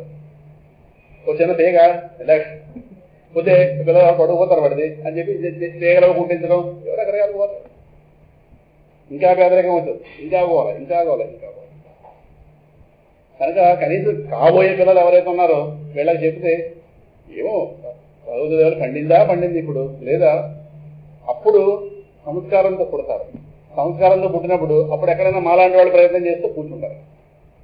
ఇప్పుడు ప్రస్తుతం ఉన్న జనరేషన్లో ఆ సంస్కారం వాళ్ళు కూర్చోబెడతారు. వాళ్ళు కూర్చోబెడితే ఆ తల్లికి తండ్రి కూడా నచ్చదు. ఏమో వీడే ఋషి అయిపోతాడేమో అదొకటి, వాడికి ఇంకోటి కావాలి కదా. అందుకే ఆ ప్రయత్నం కాస్త పక్కన పెట్టారు. ఎందుకంటే వాడికి ఏం కావాలో మనకు తెలుసు. వాడికి ఏం చెప్పాలో చెప్పకుండా ఇంకేం చెప్పామనుకోండి, వాడికి టైం వేస్ట్, నాకు టైం వేస్ట్. వాడికి వాస్తవానికి ఏం కావాలో మనకు తెలుసు, అది చెప్పనెవరు వ్యవస్థ. వాడు వినడానికి సిద్ధం కాలేడు, చుట్టూ ఉన్న వాళ్ళు చెప్పనెవరు. ఇంక ఏదో కాలక్షేపం అట్లా ఎందుకు టైం వేస్ట్. సో వాడు ఎలాగోపోతాడు అనవసరం, వాడి సంగతి ఎవరో చూసుకుంటారు. వాడు అలా పెరిగితే చివరికి వస్తాడుగా, అప్పుడు మాకు తోలుకుంటాడు. ప్రారంభంలో ఒకరిని చెప్పమానండి, చివరిలో ఏం చెప్తాం. ఎందుకంటే జీవితం ఏంటో చూసి వచ్చిన తర్వాత 3 వంతుల జీవితం అయిన తర్వాత వైరాగ్యం వచ్చే అవకాశం ఉంది. అక్కడ ఇక్కడ మనసు బరువు ఉంది. అక్కడ ప్రారంభంలోనూ సత్యం అనుకుంటాడు, ఆటలో పాటలోనూ కూర్చోబెట్టి చెప్దామంటే తల్లిదండ్రులు చెప్పనెవరు. వాళ్ళకి వాడు డ్యాన్సులు నేర్చుకోవాలి, వాడు ఏమైనా ఇంకోటి డ్యాన్స్ బేబీ డ్యాన్స్ ఇవి కావాలి. వాడు ఆ విధంగా వాడి ప్రపంచంలో తిరగడం వీళ్ళకి కావాలి. కానీ వాడు బాగుపడడం వీళ్ళ దగ్గర కావాలి. వాడిది ఇంజనీర్ డాక్టర్ అవ్వడం, నెలకు అమెరికా వెళ్ళి సంపాదించాలి, లండన్ వెళ్ళి అంత సంపాదించేది ఇది కావాలి. కానీ వాడు నిజంగా శాంతి పొందడం వీళ్ళకి కావాలా? శాంతి అంటే వీళ్ళ కూడా అవగాహన వచ్చింది లేదు కదా. అందువల్ల వాళ్ళు ఇలాంటి చెప్తే వాళ్ళు రానివ్వరు, మనకెందుకు చెడ్డ పేరు అనవసరం. అందువల్ల జీవితం చివరికి వెళ్ళిన వాళ్ళు చెప్పామనుకోండి, పండింది లేదా తిరిగి వచ్చిన వాడు ఆ సంస్కారం ఆ బీజాలు వేసాం కనుక ప్రారంభం నుంచి వాడుకుంటాం. అందుకే మేము జీవితం చివరి వాళ్ళని ఎన్నుకున్నాం. మేము కాస్త ఇది మాకు లక్ష్యం. సంసార వ్యవస్థ ఈ చక్రం మీద పరిపూర్ణ విశ్వాసం ఉన్నవాళ్ళం కనుక ఇది ఇప్పుడు విత్తనాలు వేయడం మేము వృక్షాలు చేసుకున్న వాళ్ళ అదృష్టవంతులు, లేని వాళ్ళ డెఫినెట్గా ఉంటాయి లోపల, సందేహం లేదు. ఇంత అవస్థపడక్కలేదు రాబోయే దేహంలో. వెంటనే ఇవి ఒక రూపం దొరికింది. దాని అర్థం మీరు ఇంకో దేహాన్ని గడమని కాస్తున్నా, నేను 2 మాటలు మాట్లాడుతున్నాను. ఇప్పుడే పొందాలి, ఈ క్షణం పొందాలి. నా మాట ఇప్పుడు అంతే. మిస్ అయితే వృథా కాదు. అన్నీ నెగిటివ్గా మాట్లాడకుండా నేనేం చేయలేను. కానీ ఇప్పుడు కూడా నిశ్చయవాదం ఎప్పుడు కాదు. భగవంతుని పొందవలసిన ఆవశ్యకత అర్థమైతే అది ఇంకోలా ఉంటుంది. సరే, అది ఎవరిష్టం వాళ్ళది. అందువల్ల వైరాగ్య ఘాటు చాలా ఎక్కువగా ఉంటుంది. వైరాగ్యం అంటే ఏదో కాదు, సత్యాన్ని తేటతెల్లంగా చెప్పడం, ప్రమాదం ఉన్న స్థాయిని సూటిగా చెప్పడాన్ని వైరాగ్యం అంటారు. మనకు ఉన్న ప్రమాదం చెప్తే మనం నచ్చులు వచ్చిన కూడా, ఉన్న ప్రమాదం పక్కన పెట్టించి మీరు బాగానే ఉన్నారని మోసం చేస్తే వాడు మనం నచ్చుతాడు. ఇప్పుడు అదే ఇవాళ రోజు జనాలకు కావాల్సింది అదే. మనం బాగున్నారు, మీరు బాగున్నారు, వాడు ఎంత ప్రమాదంలో ఉన్నాడు వీడికి తెలియదు, వాడికి తెలియదు. వీడు కూడా అర్థమైతేగా ఇలాంటి వాడు గురువులు తయారే. మీరు బాగానే ఉన్నారన్న, ఏడు బాగున్నాడు వాడు. మోక్షం పొందడం అంటేనే బాగుండడం, మధ్యలో ఇంకోటి వద్దు బాగుండడానికి. బాగోలేదు కానీ వాడు అలా చెప్పగానే మాకు ఆ గురువు ఇష్టం. మనల్ని వాళ్ళు చుట్టూ తిప్పుకునేవాళ్ళు, మనల్ని జన్మలో పడేసేవాళ్ళు వాళ్ళే మనకి ఇష్టం. ఎందుకంటే మన ప్రమాదం మనకు అర్థం కాలేదు కదా. సూటిగా సత్యం చెప్తే మనం క్లాస్కి రాము. మనకున్న బ్రహ్మాస్త్రం అంటే క్లాస్ మానేస్తాం. క్లాస్ మానేస్తే వాడు ఉద్ధరం ఏం కాదుగా, మన జన్మలో జరగాలంతే. ఇది మన ఎవరి గోల వాడితే అంతే. ఇది మీరు జన్మలో తిరుగుతాను, నా దగ్గర డేటా లేదు, నేను జన్మలో తిరుగుతాను, మీ ఇన్ఫర్మేషన్ లేదు. ఎవరికైనా శాస్త్రమే ప్రమాణం అంతే. మీ ఎన్ని జన్మలో నేను చూసానా, నా జన్మలో మీరు చూడగలరా. ఇక్కడ ఎవరితో సంబంధం లేదు, ఎవరి గోల వాళ్ళదే.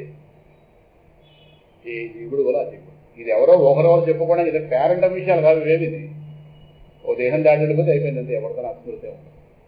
నిద్రపోతేనే స్మృతి లేదు, ప్రపంచ స్మృతి. మళ్ళీ కొత్త దేహంలో ఇవన్నీ ఎక్కడ వస్తుంది. కానీ వ్యవస్థ నడుస్తుంది కాబట్టి శాస్త్రం చెప్తుంది కనుక జాగ్రత్త వహించాలంటే. నన్ను నేను ఒక క్షేమానికి చేర్చుకోవాలి. ఎదురని తిరుగుతాను ఇలాగా కనుక ఆ వైరాగ్య ఘాట్ ఎక్కువ. వైరాగ్యం లోపించిన జ్ఞానభక్తి మార్గాలు వృథా, సంసార తరణోపాయాలు కాలేవు. సరికదా సంసారం చుట్టూనే పరిభ్రమింపజేస్తుంటాయి. తీవ్ర ముముక్షులైన వారు అంటే దీనిలోని ఈ శీర్షికలోని విషయాలను ఆస్వాదించగలరు. ఎవరు? తీవ్ర ముముక్షులైన వాడు. తీవ్ర ముముక్షులు కానివారు అలా కావడానికి దీనిలోని విషయాలను తెలుసుకుని తీరాలి. అర్థమవుతుందా? ఎందుకంటే మోక్షం లేకపోతే శాంతి లేదు. తీవ్ర ముముక్షులు కానివాడికి మోక్షం లేదు. క్లియర్గా ఉంది విషయం. ఇందులో ఏమి ఎక్కడ బేరాలు లేవేమి, సూటి బేరం. అప్పులు పుస్తకాలు రాసుకోవడం ఏమీ లేదు. డబ్బు ఇవ్వడం, వస్తువు ఇవ్వడం, క్యాష్ బేరం. తీవ్ర ముముక్షు కానివాడికి మోక్షం లేదు. మోక్షం లేకపోతే శాంతి లేదు. తీవ్ర ముముక్షు అయినవాడు, తీవ్ర ముముక్షు ఉండేదో కాదు, ఈ క్షణం ఇప్పుడు కలిసి ఇలా పాము ఆ ఫ్యాన్ మీద పాము ఇలా పడింది అనుకోండి, నేను ఎంతసేపట్లో లేస్తాను. అలా ఉండాలి సంసార వ్యవస్థ నుంచి. ఇప్పుడు బయటకు వెళ్తాను. అక్కడ పామును చూసుకొని మీరు ఎలా ఉంటారు, ఈ పక్కన బట్టి నేను ఎలా ఉంటాను. మీలో గాబరా, నాలో గాబరా, వెంటనే ఇలా పడ్డామో ఏం చేస్తాగా అంటే దాని నుంచి రక్షణ పొందాలి, దాని నుంచి రక్షించుకోవాలి. ఆపద మనకు అర్థమైంది. ఎందుకంటే భౌతిక ఆపద కనుక, భౌతిక వస్తువు అంటే ఆపద, పాము ప్రమాదకరం. కానీ ఈ సంసార వ్యవస్థ ఇది అర్థం కాని ఆపద. మనల్ని నడిపింపజేస్తుంది. మనల్ని కాని వాటితో మనల్ని కల్పిస్తే అదే మనల్ని భ్రాంతిలో పడేసి జన్మలో చెప్తాం. నేను దేహం అనుకోవడమే సంసార వ్యవస్థ దాసోహం అయిపోవడం. నేను దేహము, నేను దేహము, నేను దేహం, నేను ఈ దేహ బుద్ధి గళ్ళకి ఏం చెప్తాం? ఓపిక కూర్చుని వింటే కానీ పట్టదు. ఇది మిగతా ఏవైనా సరే అలవకగా చెప్పచ్చు. వేదాంతం అంటే వినడానికి ఓపిక కావాలి, సహనం చాలా కావాలి. చెప్పేవాడు సహనం ఉండాలి, వినేవాడికి రెట్టింపు ఉండాలి. ఇలా చెప్పితే వెళ్ళిపోవడానికి ఇదే వ్యవహార విషయం కాదు, ఇది వ్యవహార జ్ఞానం కాదు. అందుకే సహనం లేనివాడు వేదాంతం చెప్పకూడదు. ప్రపంచ పురుగుకి వేదాంతం చెప్పకూడదు. ప్రపంచ పక్షి ఉంటాడే, పిల్లలు ప్రపంచమే ప్రపంచమే ప్రపంచం, ఇది వేదాంతం పొరపాటు కూడా చెప్పదు. ఇదంతే నా తపస్కాయ నా భక్తాయ కదాచన నచా శుశ్రూషవే వాచ్యం నచమాం యోగ్య సూయతి. భగవద్గీత శివలో స్వామి చెప్పాడు కదా, ఈ విద్య కావాలని తప్పించిన వాడికి భగవద్గీత చెప్పకూడదు, భక్తుడు కాని వాడికి చెప్పకూడదు. కదాచన ఎప్పుడు కూడా శుశ్రూష, గురు శుశ్రూష లేని వాళ్ళకి, పెద్దల సేవ లేని వాళ్ళకి చెప్పకూడదు. మరొకరిని చూసి అసూయపడేవాడికి భగవద్గీత చెప్పకూడదు. ఆ అవలక్షణాలు ఉన్నవాడికి శాస్త్రం చెప్పిన వేస్ట్ ఎక్కదు. సరికదా ఇంకోలా అర్థం అవుతుంది. అందువల్ల ఈ లక్షణాలు ఉన్నవాడికి చెప్పదని హెచ్చరిక చేశాడు భగవద్గీత చివరిలో, 18వ అధ్యాయం చివరిలో. సరే, అందువల్ల తీవ్ర ముముక్షు కాని వాడికి మోక్షం లేదు. మోక్షం లేకపోతే శాంతి లేదు. ఇక్కడి నుంచి వచ్చేవాళ్ళని చూద్దాం. చిన్న పారాగ్రాఫ్ ఉంది, అక్కడి నుంచి ప్రారంభించాం. వాటి పారాగ్రాఫ్ చదివేస్తాను, అర్థమైపోతుంది.